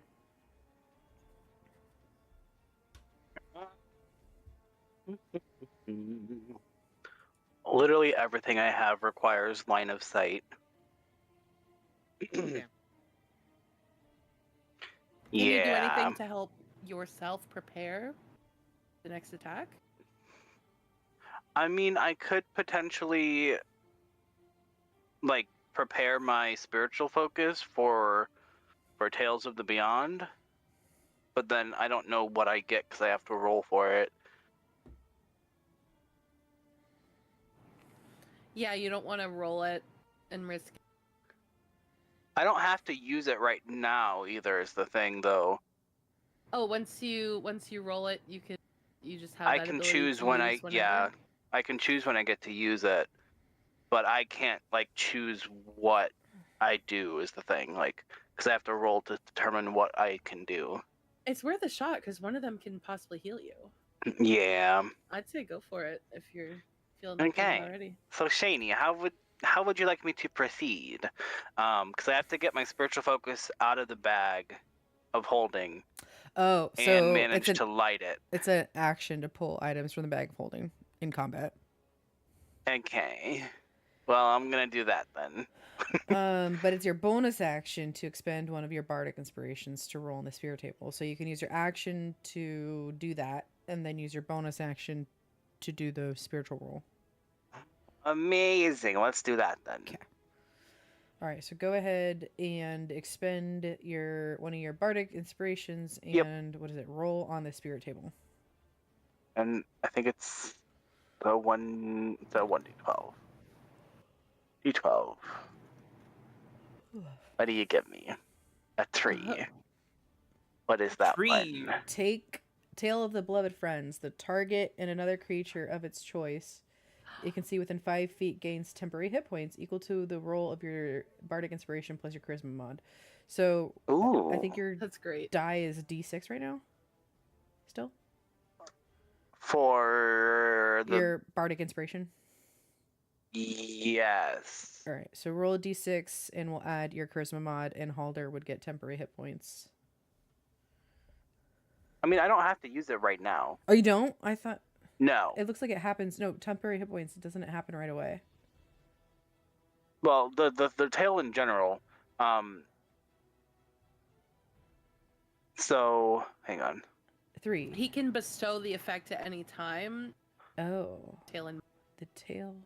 The target. You another creature retain the owns- tail in mind until you bestow the tail's effect, or you finish a short or long rest. So I don't have to use it just yet. Okay. This was just kind of like a preparation kind of thing. Okay. Because I can't do anything else without line of sight. Callista. Okay. Since we're narrowing down where this thing is, I'm gonna take a step to the side, and I am going to cast Tasha's Caustic Brew, which is a how many feet? 30 feet long, 5 foot wide stream of acid spews from me if I do it. So it'd be 5, 10, 15, 20, 25, 30. So it would hit this wall. And I just want to cover that whole area and see if I can hit it. Okay.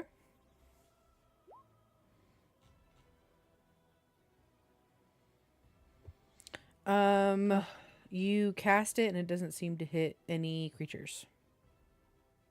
Rats.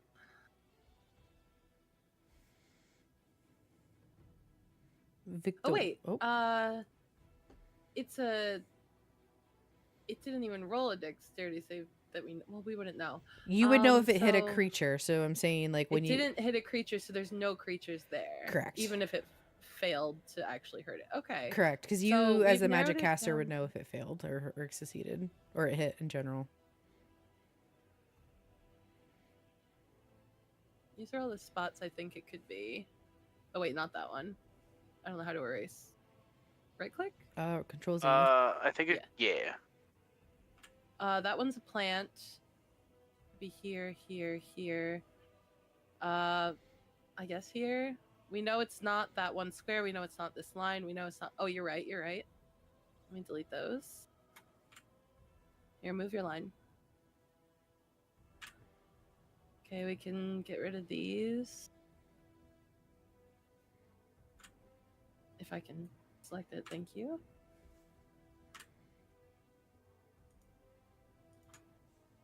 So, is that right? Oh, it could be here. Could it be on top of the? It's like 20 feet above. Mm-hmm. There's a The ceiling's whole 20 feet. So. yeah. Yep. That's a plant. That's a plant. Okay, yeah, I think those are the only spots it could be. Hope you guys don't mind me marking all over the map. No, you're good. I Good. couldn't imagine it. I had to see it.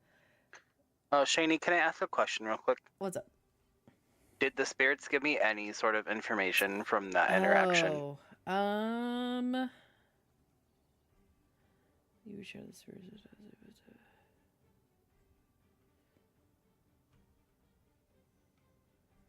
I also forgot to pick an ability for the creature to have a disadvantage for during Hex, so yeah. Oh. Oops. Okay. We'll have to remember that for the future. Yeah.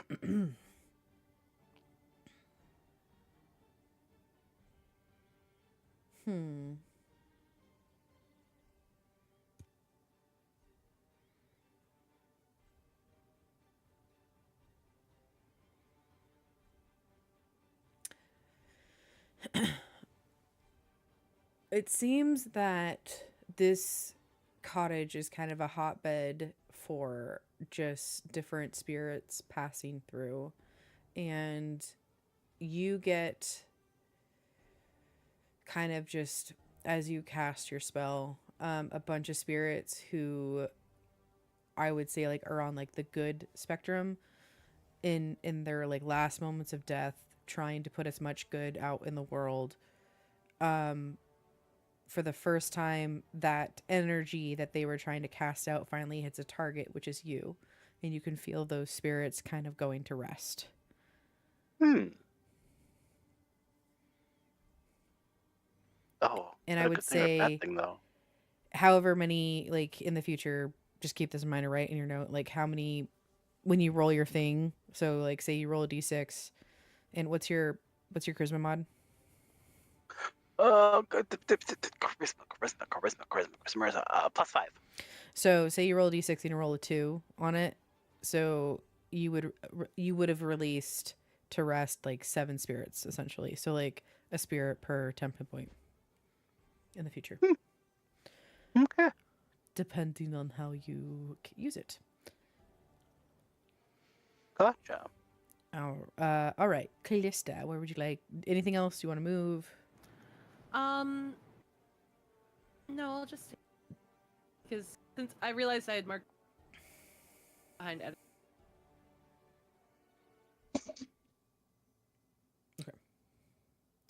All right, Victor. I'm still questioning it. Okay. So I was thinking maybe thoughts on Arms of Hadar, as it is 10 feet away. My also thought was if I could try and break the door with Arms of Hadar. The door's open. process. Yeah, the door's The door's I open? opened it, babe. Oh, that's right. It's not like fully open. It's like creaked open because the lock was undid. But like no one's like just pushed the door open. I want to go through the door. I'm gonna go through the door. You're gonna go. You're gonna go through the door. Okay. All right. Okay. So you walk through the door, and this musty room smells like an attic. Lying in tall heaps of discarded blankets, quilts, cushions, and clothing of all shapes and sizes, not to mention musical instruments, toys, dolls, jewelry boxes, flower vases, child-sized caskets, and broken furniture. Among the heaps of junk are a few oddities, including a stag's skull hanging on one wall, which y'all clocked it. A white porcelain jar with chicken legs standing on a table, a fancy helmet placed on the faceless head of a wooden mannequin, and a 5-foot-long bronze statue of a giant frog squatting in a corner, its mouth agape and filled with impenetrable darkness. A weak croaking sound calls your attention to a tiny shriveled figure lying on the floor. It lets out one final gasp before dying. What? I'm sorry, wait, what just died? Yep. This little creature right here. Oh. It was, I'll read the description again. A weak croaking sound calls your attention to a tiny shriveled figure lying on the floor. It lets out one final gasp before dying. Oh, I'm sorry, not that one. Gosh, it is the one right here, and you would recognize it to be one of the Lornlings just died in front of you. And or Haglets, as Pastel more aptly put it, honestly. Just kind of like Just died? Yep. Oh. Just died out of pure terror of you. Just died. Cool. Adding something else to the trauma list. I'm joking. Yep. Yep.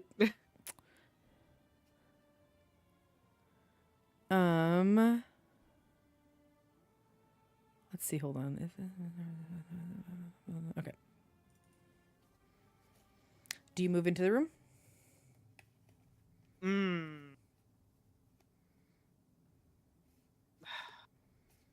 No, not yet. Hold on. Give me a second. I would like to use Fairy Fire.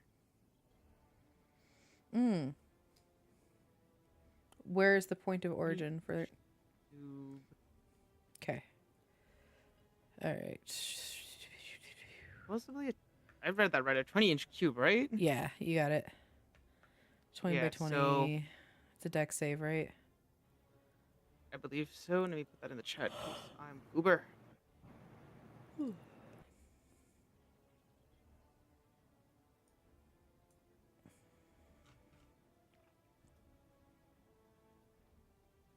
Yep, deck save. Okay. Wait, Al, why was your cube so small? Or was it small? Or am I just being funny? No. Oh, 20 by 20. I kept seeing a range. Don't listen to me. Ah. So then... All right, so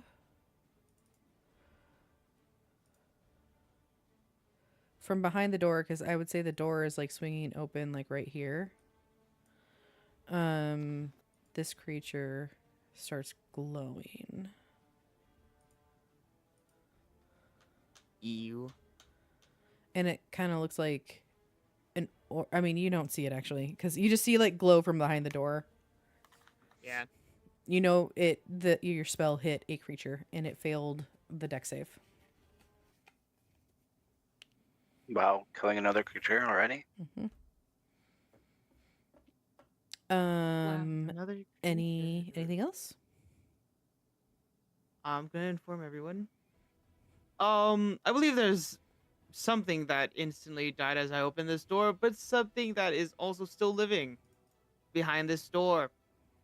Gonna close this door. Not like lock, don't like keep it creaked, but I'm just like keep my hands off of the door. Okay. Can I do anything else? Rage isn't an action, is it? The It's bonus. a bonus action. It's a bonus action. Cool. I'd like to rage. Who killed this haglet? Ah! What would his rage trigger be? I won't tell you. Oh, Ooh, spicy. spicy. I love that for Just us. keeping secret nice. I love keeping secrets. All right, is that Victor's end of Victor's turn? Yeah, nothing else. I finally have a bonus action. I can do a second thing. Yay. Right. Oh, I gotta be on the right token. Layer. Here we go. You're gonna be raging. Right. Wait, you said you are or you're not raging? Sorry. I am. I was just trying to. Okay. What's it called? Articulate. I was trying to look for my counter. There you go. Got it. All right. So, for the purposes of this, I was letting another round go through because at the top of the round is when the creature's turn, when it turned invisible. And it has been one round. Your characters get the sense that whatever this orb of light was is no longer present, and therefore we are dropping out of combat. Thank God. That's not good, actually. That's scary. Where did it go? Oh no. What's that song? I know she knows. She knows. Don't touch it again.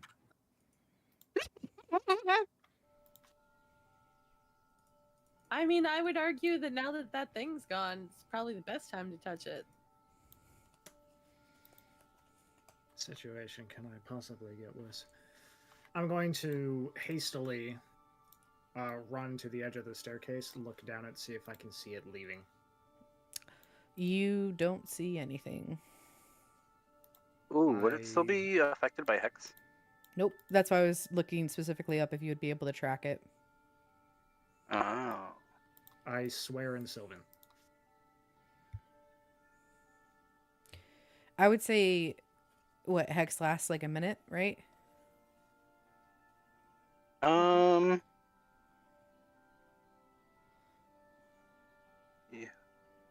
When you cast the spell using a spell slot of 3rd or 4th level, oh, I'm on 2nd right now.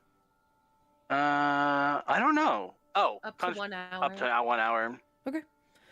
In your head, because you guys can track spells, the spell is still going. You just don't know where the creature is. Yeah. Okay. So the creature's alive. You just don't know where it Correct. is. Correct.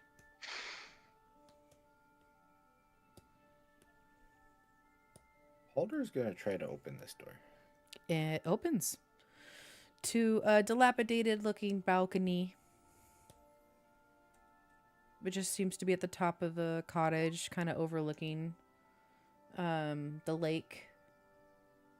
You're unfortunately not able to see the edge of the land as the fog is still pretty thick. Oh. I just thought of something. Sorry. He's kind of gonna just peek his head out, look back and forth, then shut the door behind him. As you do that, you become overly exhausted as you have to kind of stand there for about 6 seconds. Victor, same for you after your first rage. I didn't even get to do anything.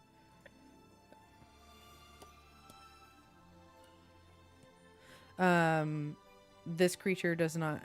Actually, the shadow seems to move away. And then it seems to fade before disappearing entirely. Oh, more disappearing tricks. Yippee! Does Victor see that? Question. Victor can. You can see the fairy light, but then the fairy light seems to go away too. What's your question? Now that the glowing orb is gone, Mm-hmm. are we now in darkness or? Yeah, that's a really great point. As Halder opens the door, that seems to be kind of the only gray light that seems to be let in. I mean, there's a little bit of light coming through this window right here. It's still kind of hard to see though. It's still kind of hard to see. Yeah. But with dark vision, it'd be fine. With dark vision, you would be okay. Everything is kind of in a grayscale. I have dark vision. Yippee! Vaughn is going to go back to the chest. Mm-hmm. He's going to put the marionette back, Mm-hmm. but he is going to take the scrolls and the unpunched ticket. Okay. Go ahead, put that He's in gonna put them your inventory. Bag of holding. Yep. Can you remind me how to get to that bag of holding inventory? It is... Did I create a handout? Was I smart? I think you did. I just can't remember how to get to it. Ah, here it is. I remember you doing so. Thank you.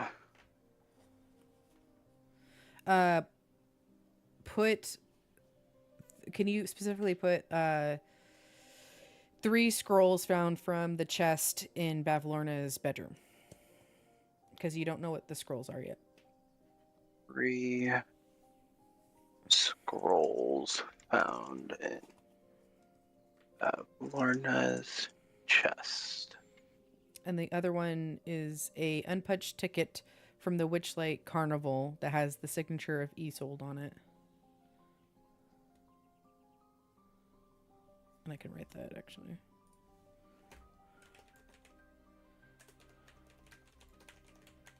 Okay, got it. Okay, cool. Actually, it works.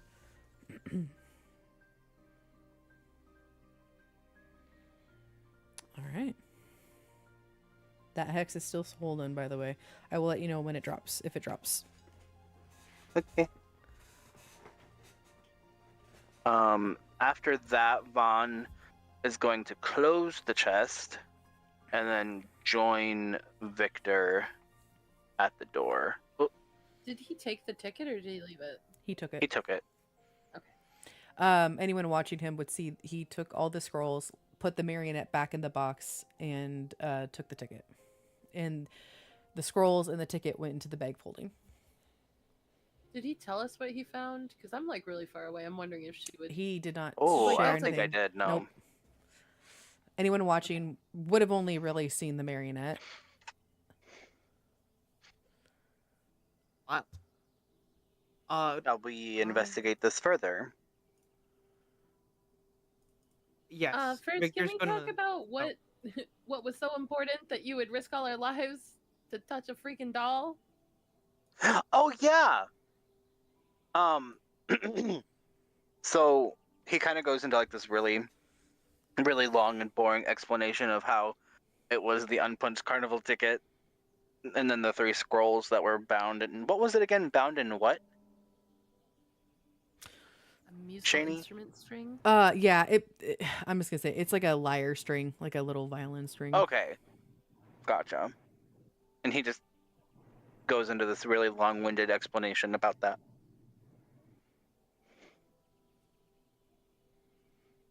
cool. So you got like super electrocuted over a couple of pieces of paper? Mm-hmm. Hang on, just one?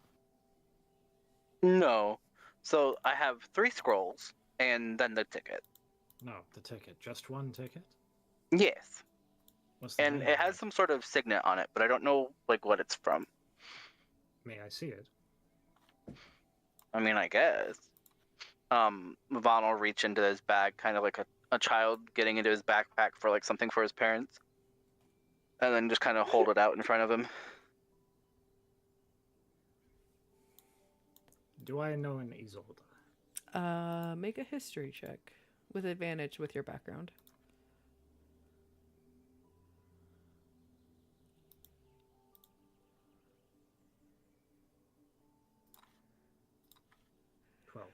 It, in reference to the Witchlight Carnival, it sounds really, really familiar. You feel like you might have known an Isolde a way long time ago, but you're just unfortunately that memory. It almost feels blocked. Deliberately blocked? Or You're unsure. why do I know that name?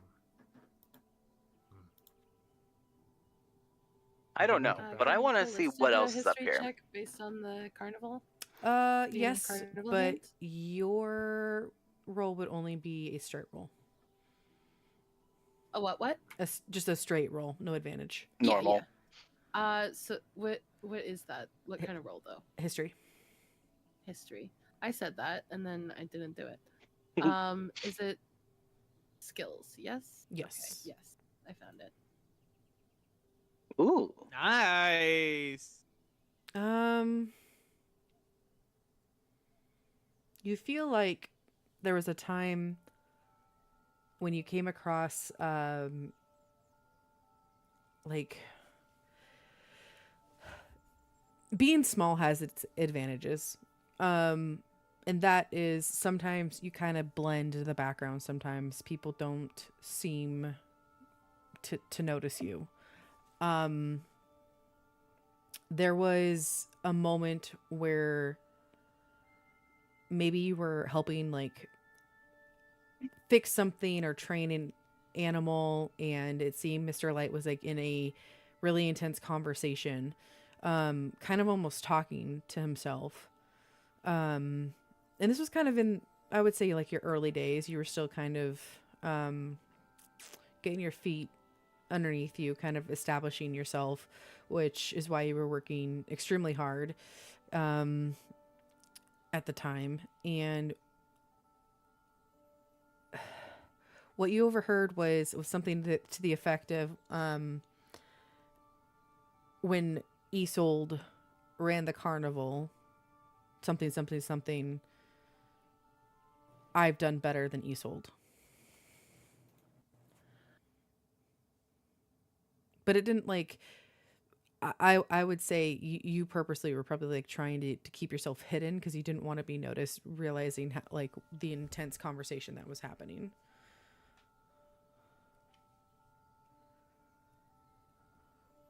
I think I've heard that name before. And she'll recount her memory. I don't know if it's related. Well, then it's a good thing I'm hanging on to it. And he'll stow it back into the bag of holding. Take it out of my hands to do so. Etika, with a little bit more Yes. context, you realized Isolde was the original owner of the carnival.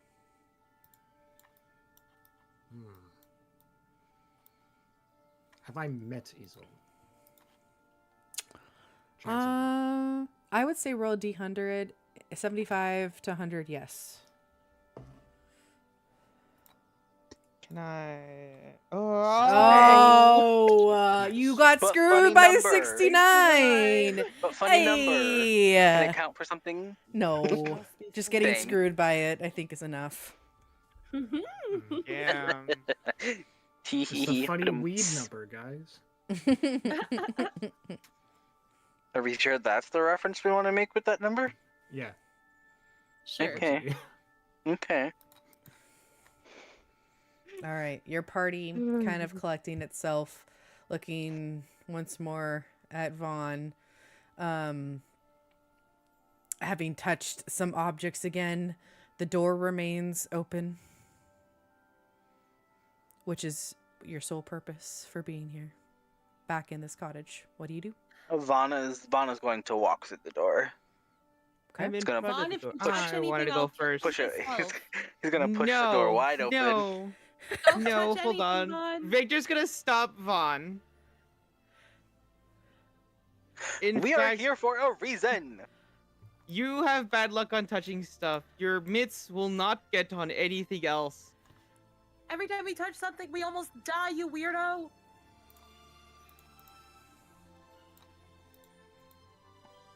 I Vaughn want just kind Victor of to go roll in his first, eyes. with his hammer in hand. Wait, who's hammer in hand? What? Oh, because Victor has small hand hammers. Okay. And I said, I'm trying to stop Vaughn, Okay. and then I want Victor to go in first with his hammers in hand. Okay. That's fine. All right, you go in. You see that stag head like almost directly across you. You see that bronze frog in the corner. You see a mannequin, like a wooden And mannequin. this room has no windows. It does not. You see actually, sorry, it's right here. This mannequin with some sort of helm on it. You see the body of the Lornling before you. You see the white porcelain jar with chicken legs standing on a table. I'll say it's like over here. And then yeah, there's just like heaps of junk. Everything that I had noted before is just kind of like what your character. Oh wait, hold on, hold the phone. I'm holding it. Yeah. Hold on. I love being on the phone with And Shaney. then I had the urge to do the. Yes! I don't know why. Victor just picks up a magic phone from thin air. Holding. Guys, hold up. I'm on the line with the Shaney. Okay. Elevator music. I need Etika. Yeah. I need Victor. Uh-huh. I need Vaughn Oh god. to all make Oh, God. D100 rolls for me, please. D100! Yippee! Yeah. Can I use 24. Bardic Inspiration? It's No, not for this. Darn. I rolled a 4! Got 75. Okay. It only counts 4. Okay, 424. Okay. Cool.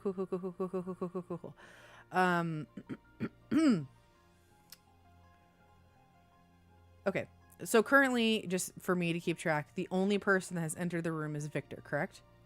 Yes. Correct. Okay. Yes. Victor, Uh-huh. the second that you step into this room, Uh-huh. you feel an almost magnetic pull to this box over here. Oh, The magnet. anything else? I mean everything else that I mentioned, but for you specifically, as you stepped into this room, that's what you feel. Like it feels familiar. Can I run? Can I run to the Yeah, box? you can run to the box. Yeah, you run to the box. I'm gonna run to the box. You run to the box.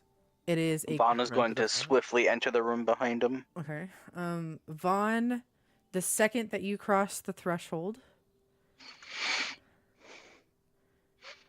standing before you is you when you were young. Like, on top of the Lornling? Mm-hmm. It's kind of weird. But there is like an apparition of you holding up your own arms towards you. Like a hug? Yes.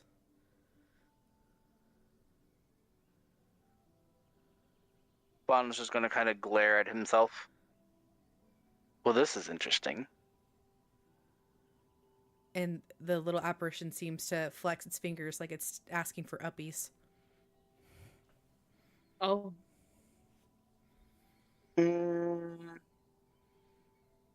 You see, Vaughn's gonna kind of like walk around it a bit, like kind of like walking in circles around it. it seems to turn. It seems to turn towards you. It never turns its back towards you. And on its mouth, it seems like. Have you ever seen Hocus Pocus? Of course. Like the mouth is sewn shut. Ooh. Okay. As Vaughn kind of gets back to the door after walking around it. Oh wait, if the mouth is closed, I can't do what I'm thinking.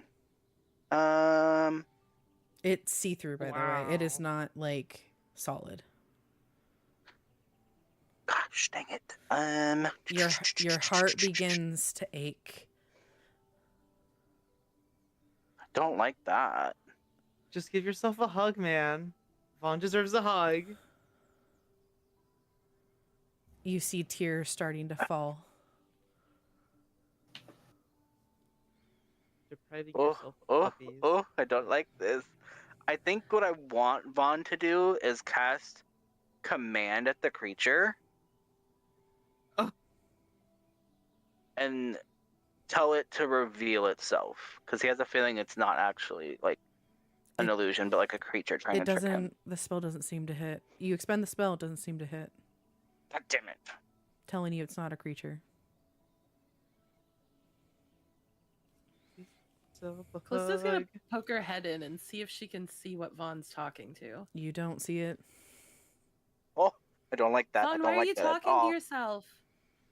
What's wrong? Because I'm standing in front of myself. No, You've been bewitched. You're standing by yourself? I'm standing with myself. No, you are alone. Do you not see the child before me? That is also me. I see the dead Haglet. I do not see above the dead Haglet. No, I do not. Aye. I just see you talking to Vaughn's yourself. gonna kind of like scratch his head a bit, like trying to figure out a way to deal with this thing. The eyes are just. You have an emotional episode, or you've been bewitched. Give me a son. The eyes look massive before you. You feel a familial pull to this thing before you. I don't like this it looks like all. It looks like it's trying to tell you something, Vaughn. It's trying so hard. It's been trying to tell you for so long. It hasn't been able to communicate with you. Vaughn's gonna kind of look down at Callista, and he's gonna look at her like in utmost like loyalty, like anything she said he would do for her, and he's gonna ask, if you saw an image of yourself with sewn shut mouth, crying, wanting a hug, what would you do? I'm going to walk up to Vaughn and prepare to cast a spell. Realistically, cry? Etika, do you enter the room?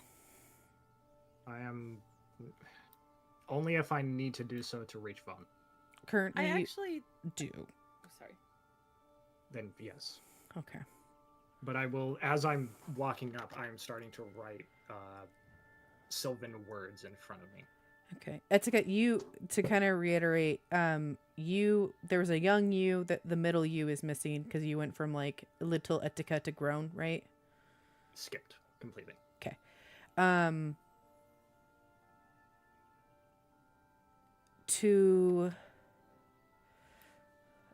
Let's see. Can you move your character inside for me, please? Where they would stand? Well, if I need to enter the room, I would be here. Okay. Standing before you, the second, like, you feel a pull, and you see at the age that, like, is the oldest you ever got when you were young, also you, Young. It seems like I'm winning. I'm joking. Focus. And in the air, the you has like their back to you, and they also like you start sketching in the air because that seems to be kind of your thing. In Sylvan, in the air, you can tell that the younger you is struggling, like it's like they're trying to write something, like, but the only thing that is coming out is yes.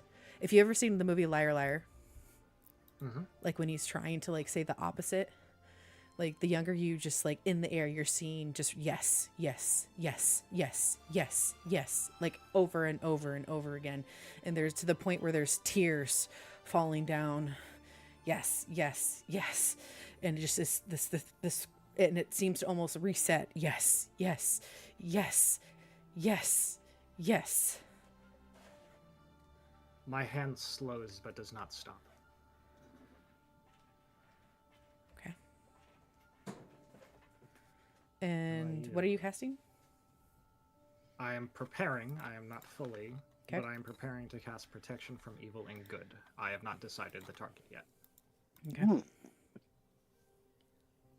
Victor, you have this box before you. What do you do? It is currently a crate that is, it's just a crate in front of you, so the lid is not open. Do I know if it's like nailed closed? It's currently nailed closed, yes. Well, good thing he has 2 hammers. Okay. I'm joking. Yeah, he's going to try and pry it open. Okay. Make a strength check for me, please. Yippee! Oh, strength. And you can Well, use... Oh, wait, no. You don't have inspiration. What? Do you have inspiration? No, Oh. that's fine. Never I don't mind. think so. Sorry. That's a save. Just a strength check. Oh, whoops. Okay. Ooh. As everyone is having this conversation before you, your attention is not on the party at all. Your attention is on this crate before you. You take your hammer and you're able to like, you don't even care about this box. You care about the contents of the box. You're able to rip open the lid, and there is a bunch of hay in the box, and you just start ripping out the hay, trying to get to whatever's inside. There's a smattering of different books, and then at the very base of the book, you see before you a copy of Alice in Wonderland. Oh. Still as it was when you last saw it. That was given to you by your first lady.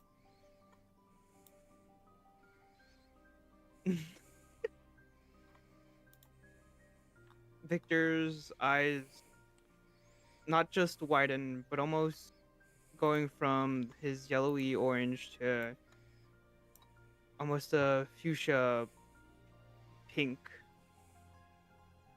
out of longing to see this used book, this book that has been in his childhood since that lady has ever read it to him.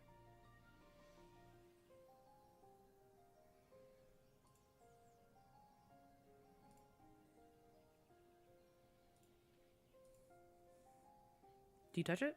It's gonna, yes.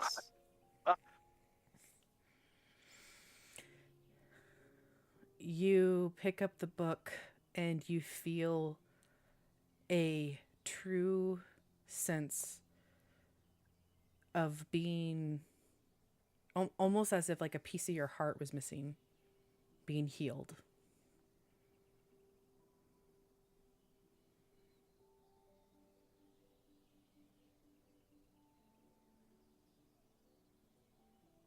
Memories of your first lady just start almost taking over your entire thought process right now.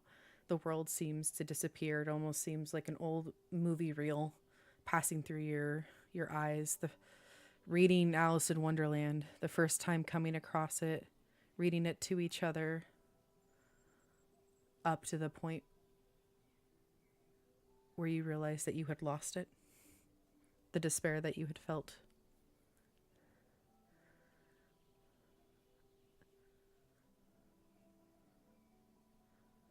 It almost seemed to compound on top of losing your lady. Now you lost Alice in Wonderland.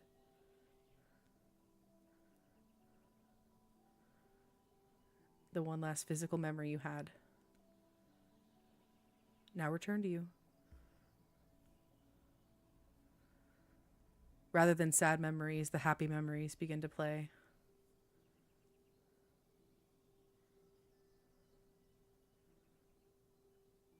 And when you kind of come back to, you realize you're holding onto the book, and you can feel tears starting to hit your forearms as you realize you hadn't been crying.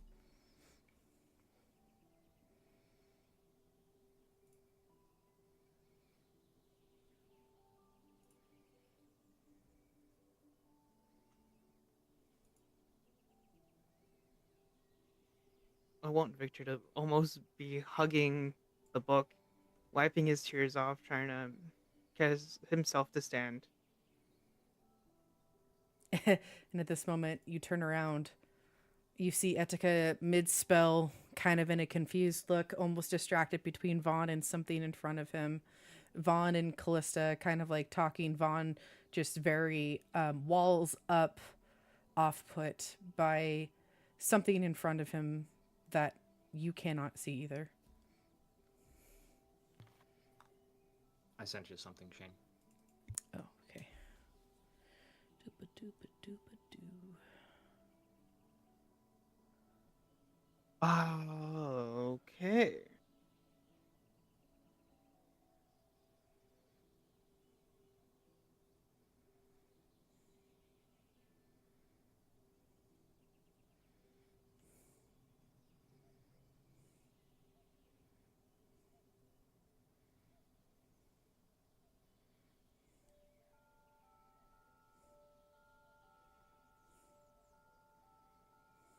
I do have a question. Mm-hmm. Whenever you get the chance.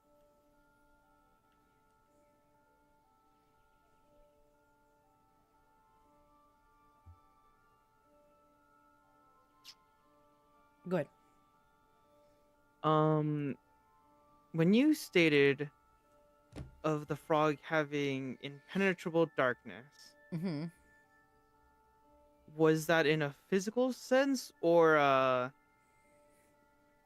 you just straight up feel like an eeriness out of it? Physical. Ah. Like, you look in, and it does not look like there's, like, the light that touches it just turns to black.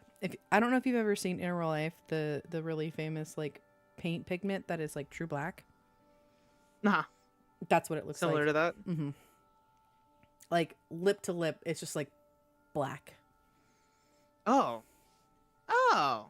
But I'm gonna switch to them real quick so we can focus back on. Okay.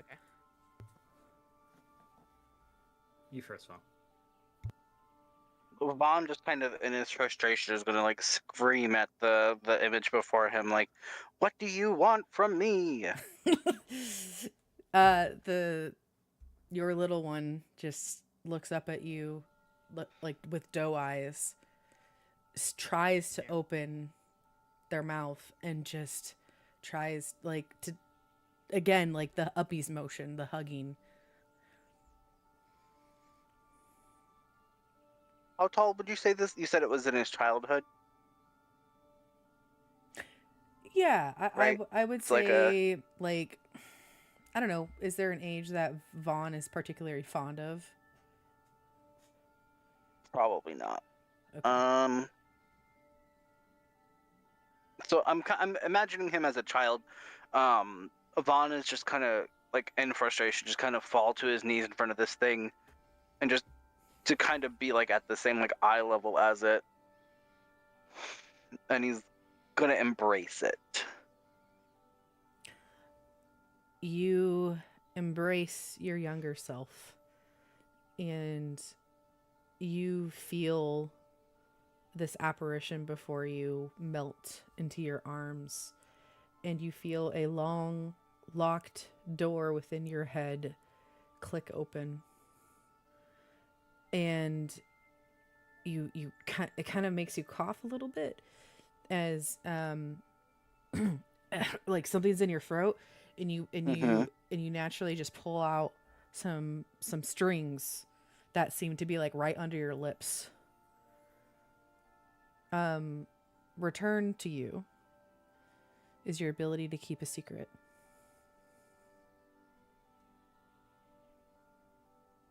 Oh, my ability to lie is back. Bet. Vaughn's just gonna kind of hold the string in his hands, like, what the fuck? You know, that kind of like, Yeah, like what is he looking at? You know, it looks like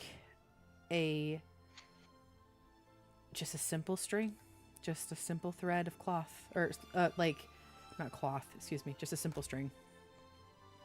Nothing special. I would say Vaughn is going to pocket it for now. Okay. It's the length from like your middle finger to the bottom of your palm. That's how long the string is. Okay. Yeah. He's gonna pocket the string or thread or whatever it is, and kind of looking around, he's gonna like stand up, like dust himself off, and kind of pretending like that didn't happen. Mm-hmm. Etika. I will look down and continue my incantation. Okay. Kind of doing nothing for now, but my finger, while it's usually this graceful dance of the pen, it is very slow and deliberate now. Okay. I've almost forgotten what I used to look like.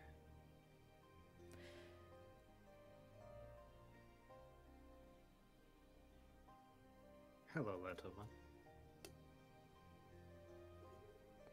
Can you hear me? The younger version of yourself, you can tell the ears twitch a little bit from the sound of your voice as it tries to kind of turn towards you, but there seems to be a force that snaps itself back to the focus on just writing yes, yes, yes. And you can see the jaw is clenched and the teeth are grimacing.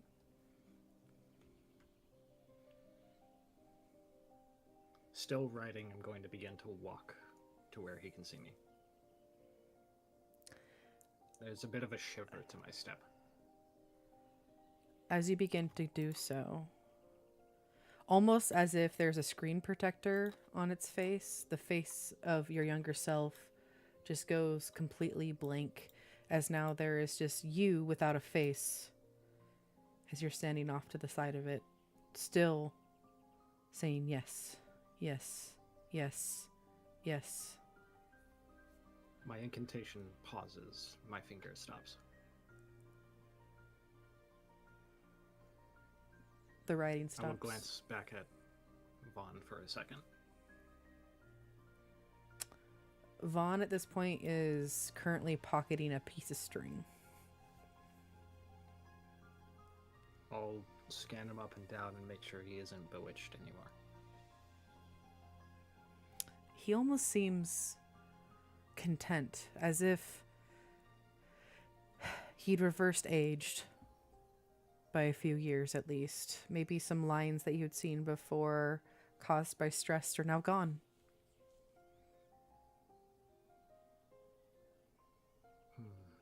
I'll turn back.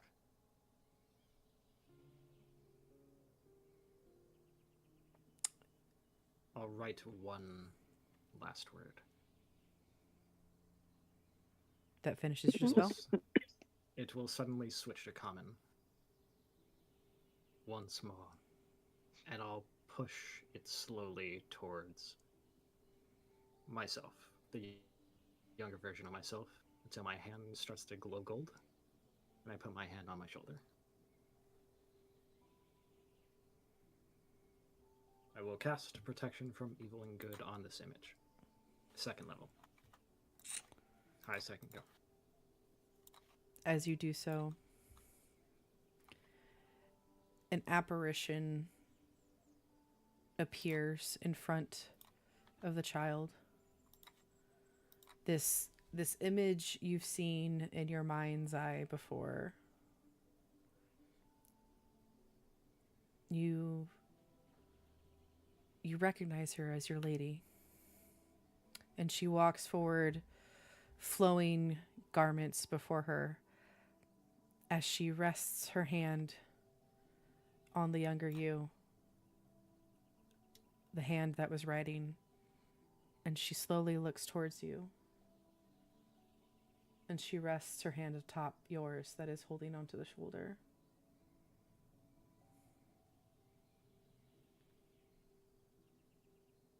It's okay. Would you care for a dance, my lady?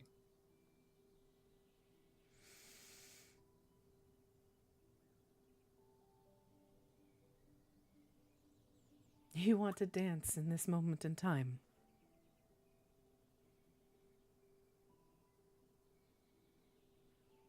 She chuckles.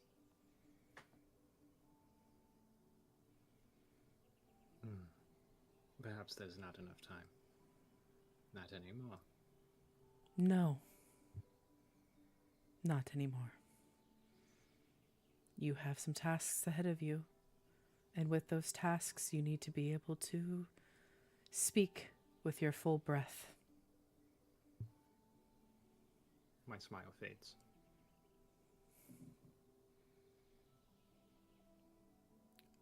She removes her hand, but her other hand remains on top of the child's. You've been very strategic up until this point. You've been very kind and good. You need to advocate for yourself more, though. It's okay to say no.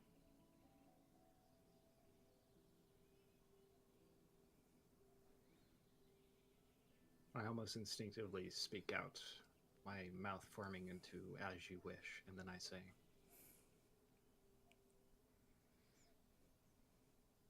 "I shall do as I please." That's all I can ask for. I bow my head.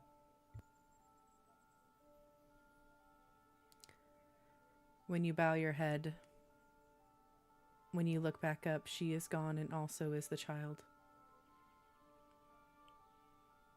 But you also feel that a cool sensation that if you've ever gone running, like during the cold, and you get that like copper taste, you kind of clear your throat a little bit. And you know now, regardless of the language you speak, your ability to say no has returned.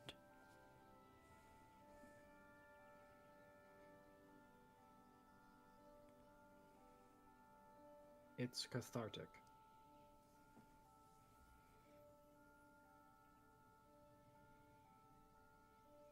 In my mind, I think to myself, this should have been something I missed.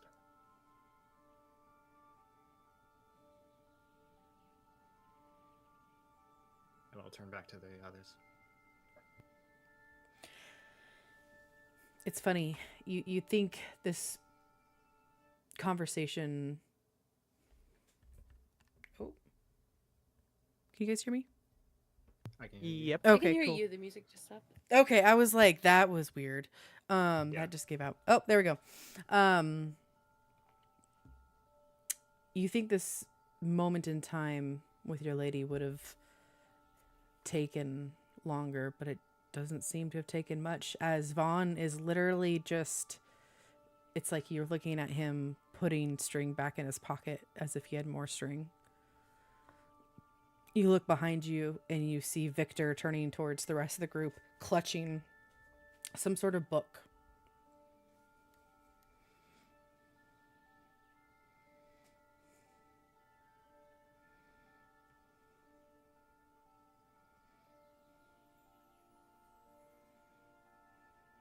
I'll smile at him.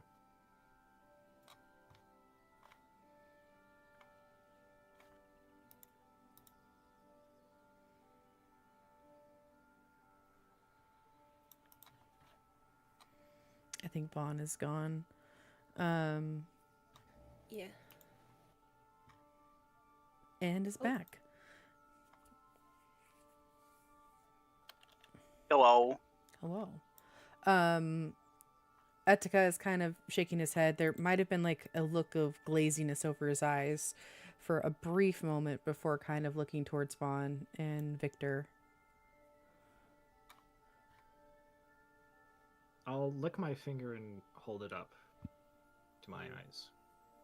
And then put my hand down. Not the licking of your finger. Your finger looks okay? Hmm?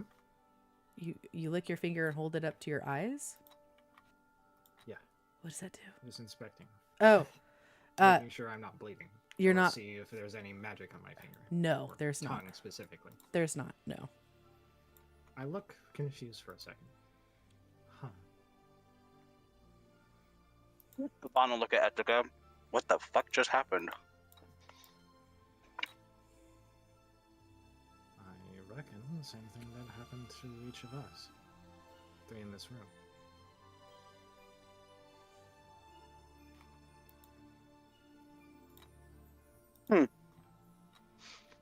Vaughn will just kind of shrug and he'll begin looking around the room again.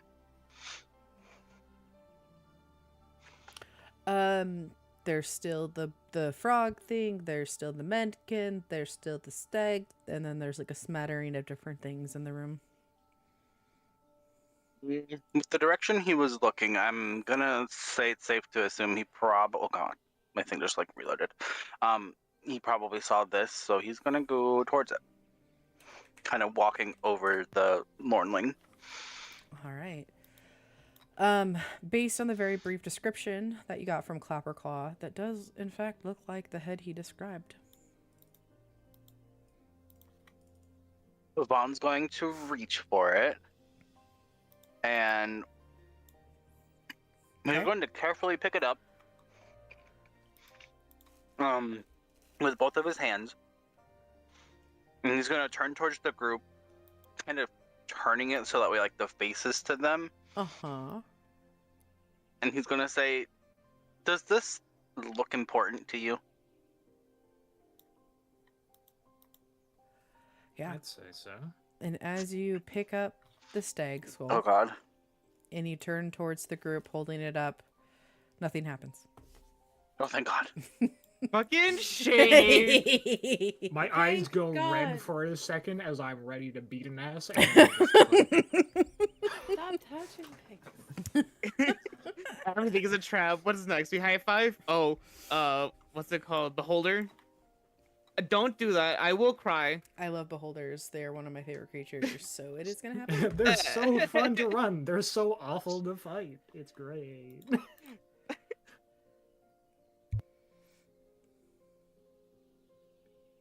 Kyle said he wants to do something with Halder while we're in the room. Yeah, go ahead, Alder. Do a thing. So, as they were all going into that room and everything, Mm-hmm. Alder kind of stepped out onto the little balcony. Mm-hmm. And from at the carnival, Halder has the golden cupcake, Oh shit. I which forgot about was that. the potion of invisibility. Okay. So he's going to take the golden wrapper off of the cupcake and eat it, Okay. and then sneak back down to where we placed the pile of the dragon. Oh my god. Fucking Halder. Roll stealth with advantage, please. Holy fucking shit. And y'all were worried about Vaughn. You misunderstand. I was worried about both of you equally. I mean, me Oh my personally. god. I think Left this Halder alone. Oh god. that beats everybody's passive. Halder, you make your way downstairs. Damn. You see you see the bookshelf before you. Sitting, I would say, on like the second to top shelf is the pile of bronze pieces, and sitting in the pile is that unknown power source.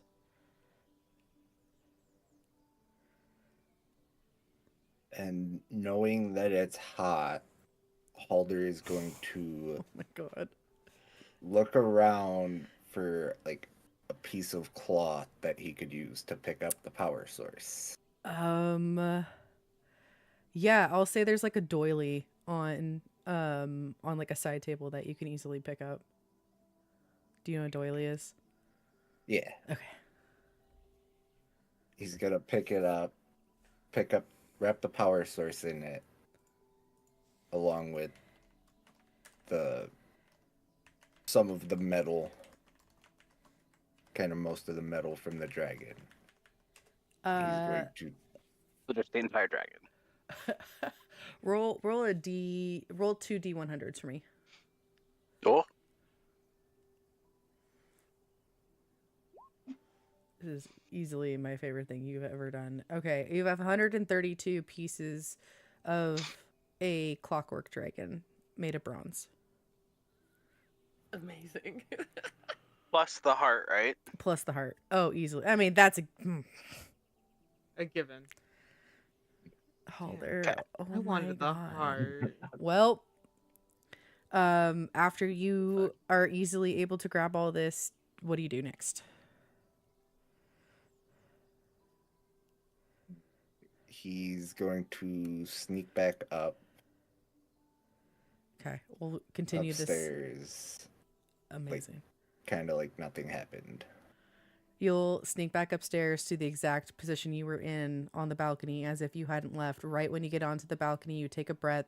You can feel in your bag the items that you were able to just get back into your clutches, and the spell ends, and you see your hand before you, as in like you can see yourself again. So you successfully got those items. Barbarian. Oh I guess you're my playing God. rogue. I fucking love. That's so funny. Meanwhile, why? Oh, that's the thing I can move. What? What? Oh, sorry. There was a. What? Oh, I'm on a different layer. That's weird. Didn't know that. Cool. Don't scare us like that. There's tokens that tell me what room we're in. And apparently that was the thing I could move that I didn't know we could move. All right. Let's see. Vaughn is holding the stag head. Victor is still coming down from his emotions with a book in his hand. Takes kind of look at the group. Plus is outside the room. I'll say Antares is right up next to Callista.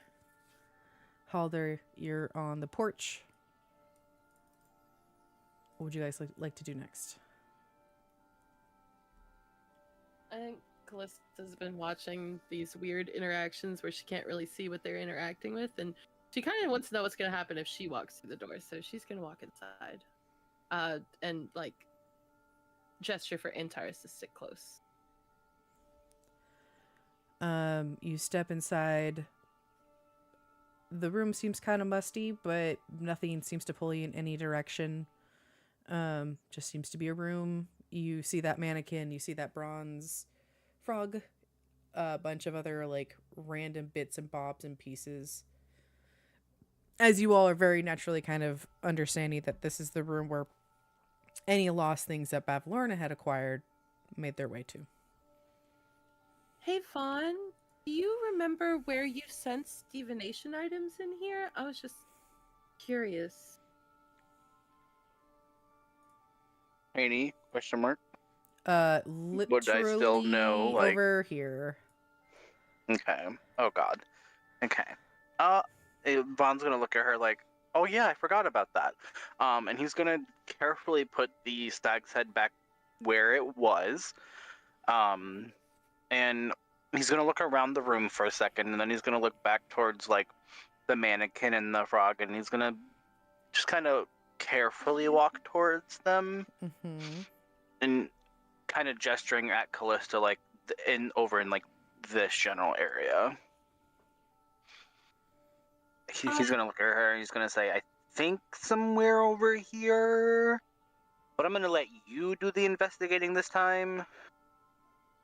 Would that head fit in your bag of holding? Maybe we should hold on to it so we don't forget it. Oh, the stag's head? Yeah. I mean, you set it down. I don't want us to forget or not be able Shaney, to grab question it mark? or something to happen. You know? No. It's a matter of, like, you got to be able to fit it. And, like, the Okay. horns wouldn't necessarily be able to fit. Can I Fair wear enough. it on my head? So she's gonna No. move over here and... Would you be I think, free? can I, like, investigate the helmet and see if I think that might be what he's picking up on? I don't want to Yeah. break into these crates if I don't have to. Make an Arcana check. Arcana. Pretty good at that. I'm pretty bad at that. Fuck. God. I can't roll I- for shit. Here, I'm gonna drop an image in our little voice chat. That's what that helmet looks like. Where's my phone? Scary. Is that like a gem in its eye? It kind of, yeah, it Looks kind of like- looks at it. It looks like a little magnifying glass in the eye. It's definitely made of some fancy magic, and I don't know if your characters would understand if that's what a brain looks like, but to you guys, that kind of looks like a brain. I love being a neurosurgeon.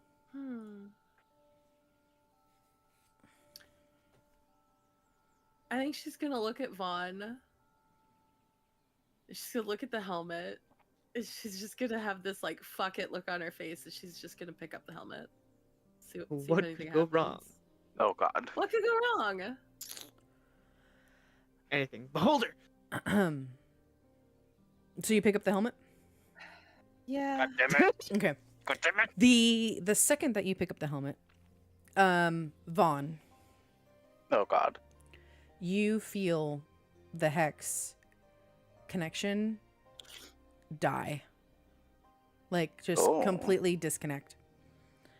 And at the same time, all of your characters feel the entire cottage shake as a massive, like, bone-chilling, curdling scream just seems to overtake the entire area. Like a scream of anger. And in that exact moment, the mannequin before you, as you were holding the helm in your hand, comes to life.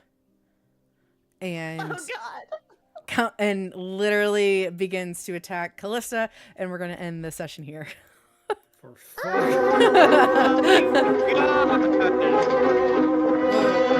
What is that? What was that? What? The emotions. I don't even know what that was. Oh, My brothers is it and me sisters, I am screaming? out of spell slots. Oh, I thought it was someone's soundboard. No, Oh, that's this- Oh, okay, there we go. Spell slots. We'll be fine. I missed that entire thing, by the way. Apparently I disconnected from the call. Oh, Oh, no. okay. What was the last thing you heard? I heard the thing about the scream, and then Okay. that was it. Okay, so bone chilling scream happened, shook the entire cottage. As Callista's holding the helm in her hands, the mannequin before her lashes out and attacks her, and that's where we're ending our session.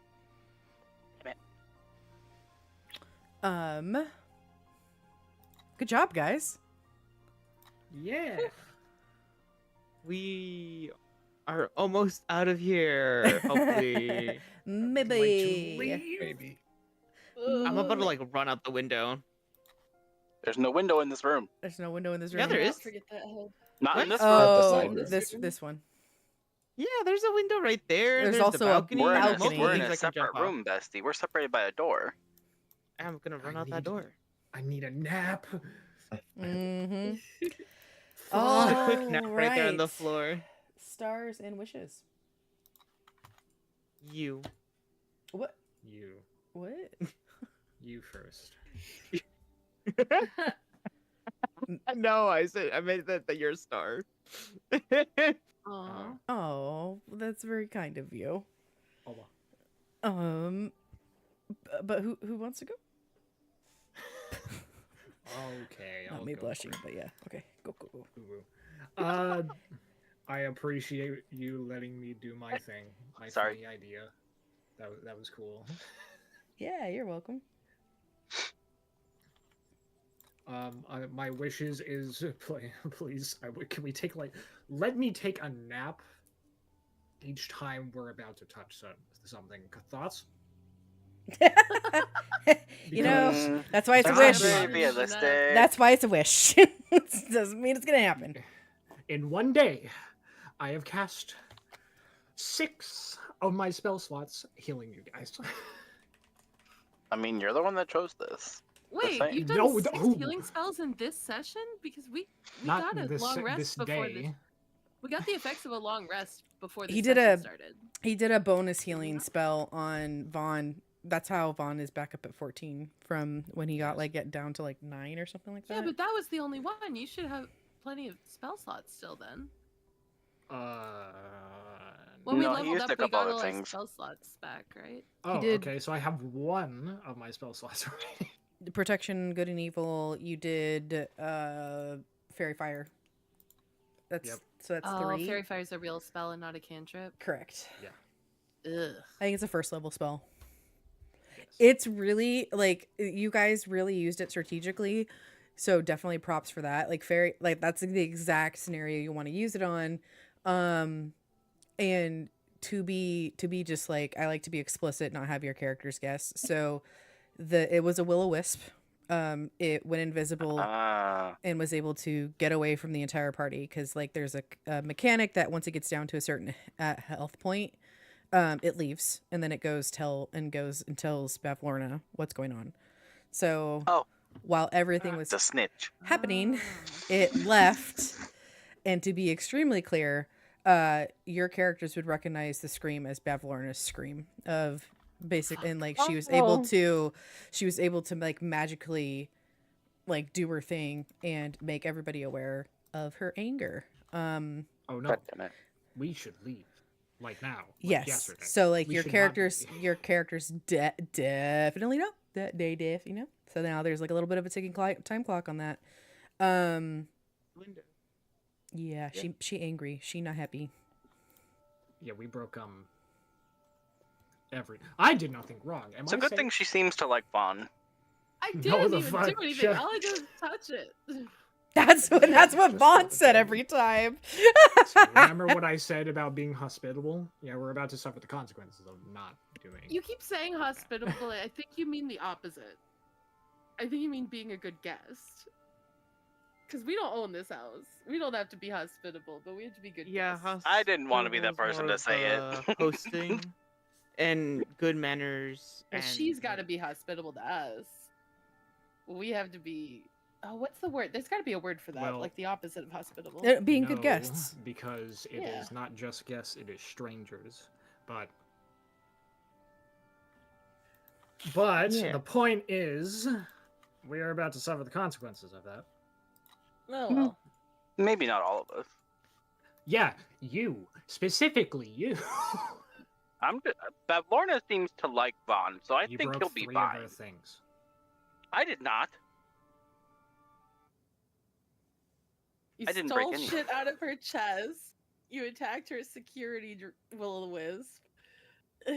We killed her dragon and The her wisp cat. attacked me. Because you stole from her. So back to stars and wishes. Wait, Al, what was your star? My star was getting to do. I sent Shaney the idea of me. Oh, using your funny protection- idea. Yeah, protection from evil and good on the imagination. Yeah. Gotcha. I did not catch that. I want to write it down. Oh well.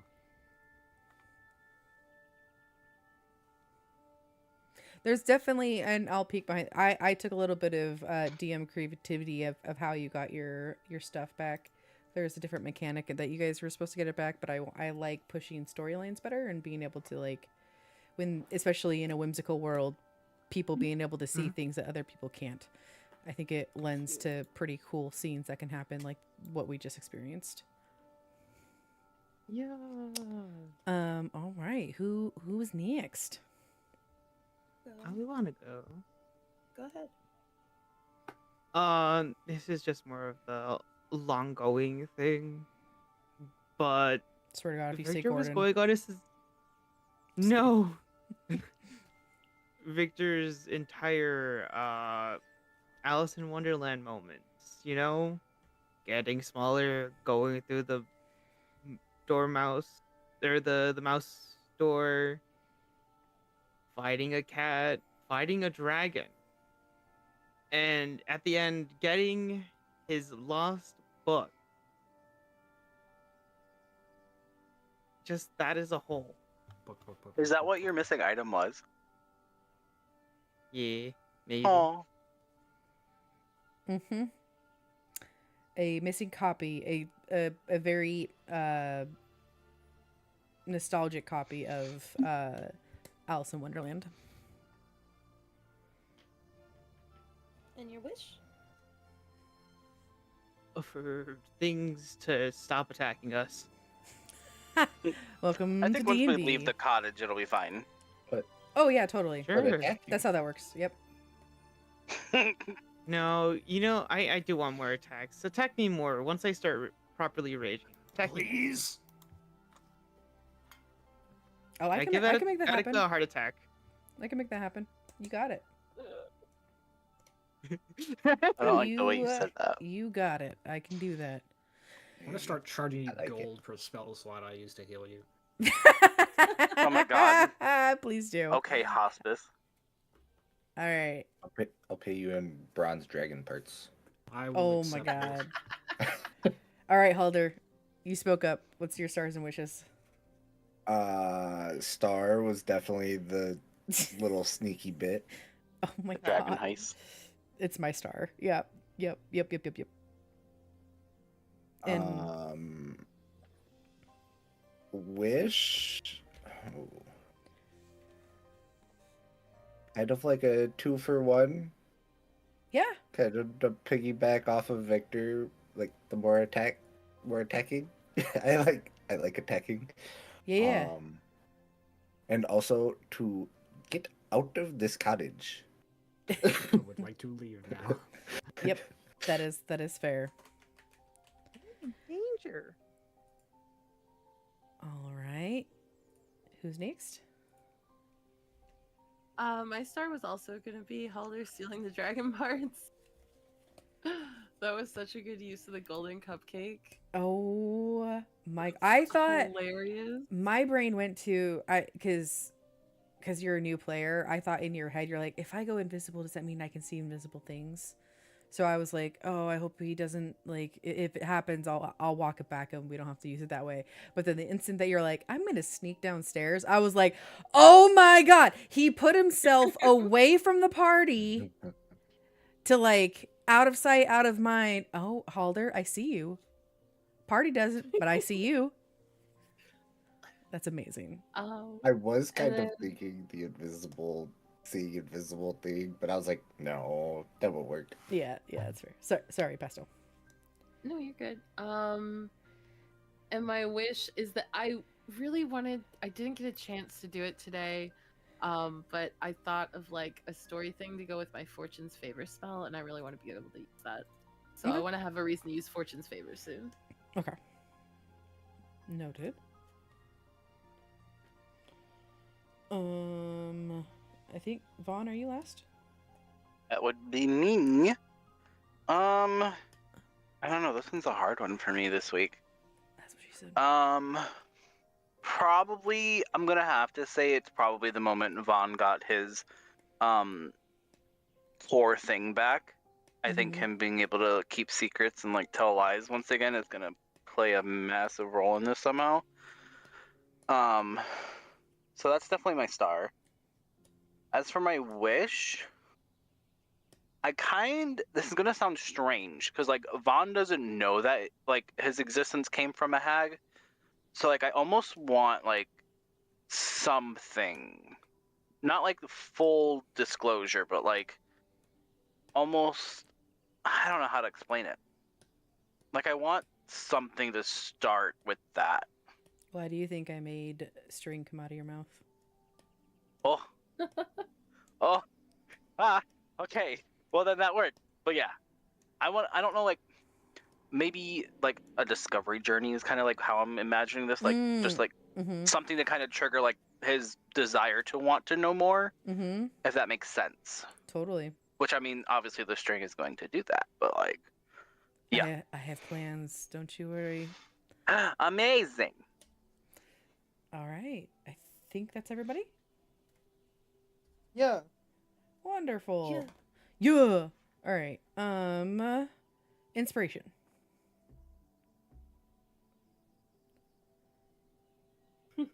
This week's a hard one.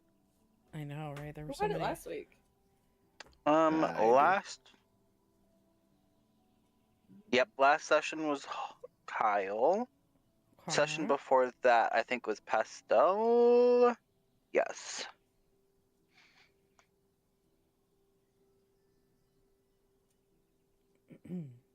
Because of how like beautifully described it was, I think Victor should get it this week. Like his whole like Alice in Wonderland moment was really cute. Yeah, I like that.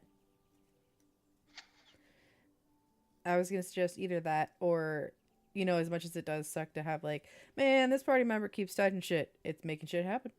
Like True. like We sometimes are I was kind of thinking that too. I'm Yeah, just like entirely fucking with you. I don't. yeah, like sometimes that like, is a problem please. with like it's like the meta of being players of like, oh man, I want to touch this, but then like just like I like nat ones more than I do like nat 20s because I think there's cooler stuff that happens when failure happens. So Epic failure. yeah. A story would not occur if there was not conflict. Yeah. Everything I roll fails. Don't worry. You're like, I know this so well. No, you The smooth notes talk once that again are dragon. gonna say that Callista struggled to hit anybody this session. No, I was nicer this week. Boom. All right, are we in agreement for Victor? Oh. Yeah. Yeah. All Let me right. write that down. So 2 weeks is the 22nd. Does that sound the 22nd of March? Yep. It should be good for me. Good for me. So I'm going to be hopefully, Oh. because of so my job application is being stalled to dick and back. So I will be working 2-2-3s. So 2 on, 2 on, 3 on, and then it swaps for the next week. We shall see where that lands me schedule-wise. I will let you guys know. Sounds But like the a most plan. that would be is like we skip 1 week and then we start on the next. I would not like to switch days if we can help it. Yeah, I Because have right to now keep mine I as work tight on as the possible. opposite days Not- of when we have D&D, so I would not want to like delay it 1 week. I would prefer to change it to a different day of the same week or just skip and wait till the next normal day. Same. Okay. Yeah, I'm in agreement with that because now that I'm on like a salary like timeline, I have to know everything like a month ahead of time. Cool. How about we cross that bridge once we find out more, and we'll go from there? Cool. Yeah. Awesome. All right, as usual. Homework? Oh, fuck, you're right. Homework. What a nerd asking for homework. I Jeez. know. I love this kind of Right. homework though. I know. I was going to say, you're lucky Would you this ain't sign normal your school. underwear, nerd? Did you guys like my dragon Wow. choice? Prismatic Yeah. dragon? Yes, I love yes, that. very, I very love that. Calista, very And I liked how Pastel. you were like, and the scales are small. They have teeny tiny Small. scales, and she's teeny tiny. It's perfect. Small scale. Let's Very see. small scale person. She's small scale. They have small scales. It's perfect. Yeah. Oh, Oh, I had it, then I lost it. Where is it? Come back.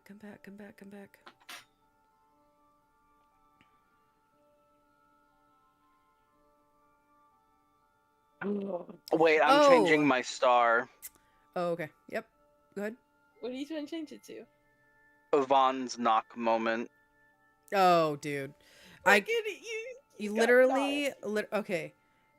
Oh, so I mean your character's still there, but it's not that. So like if you'd use the watering cans to plant or to water the plants, they would have given you a key.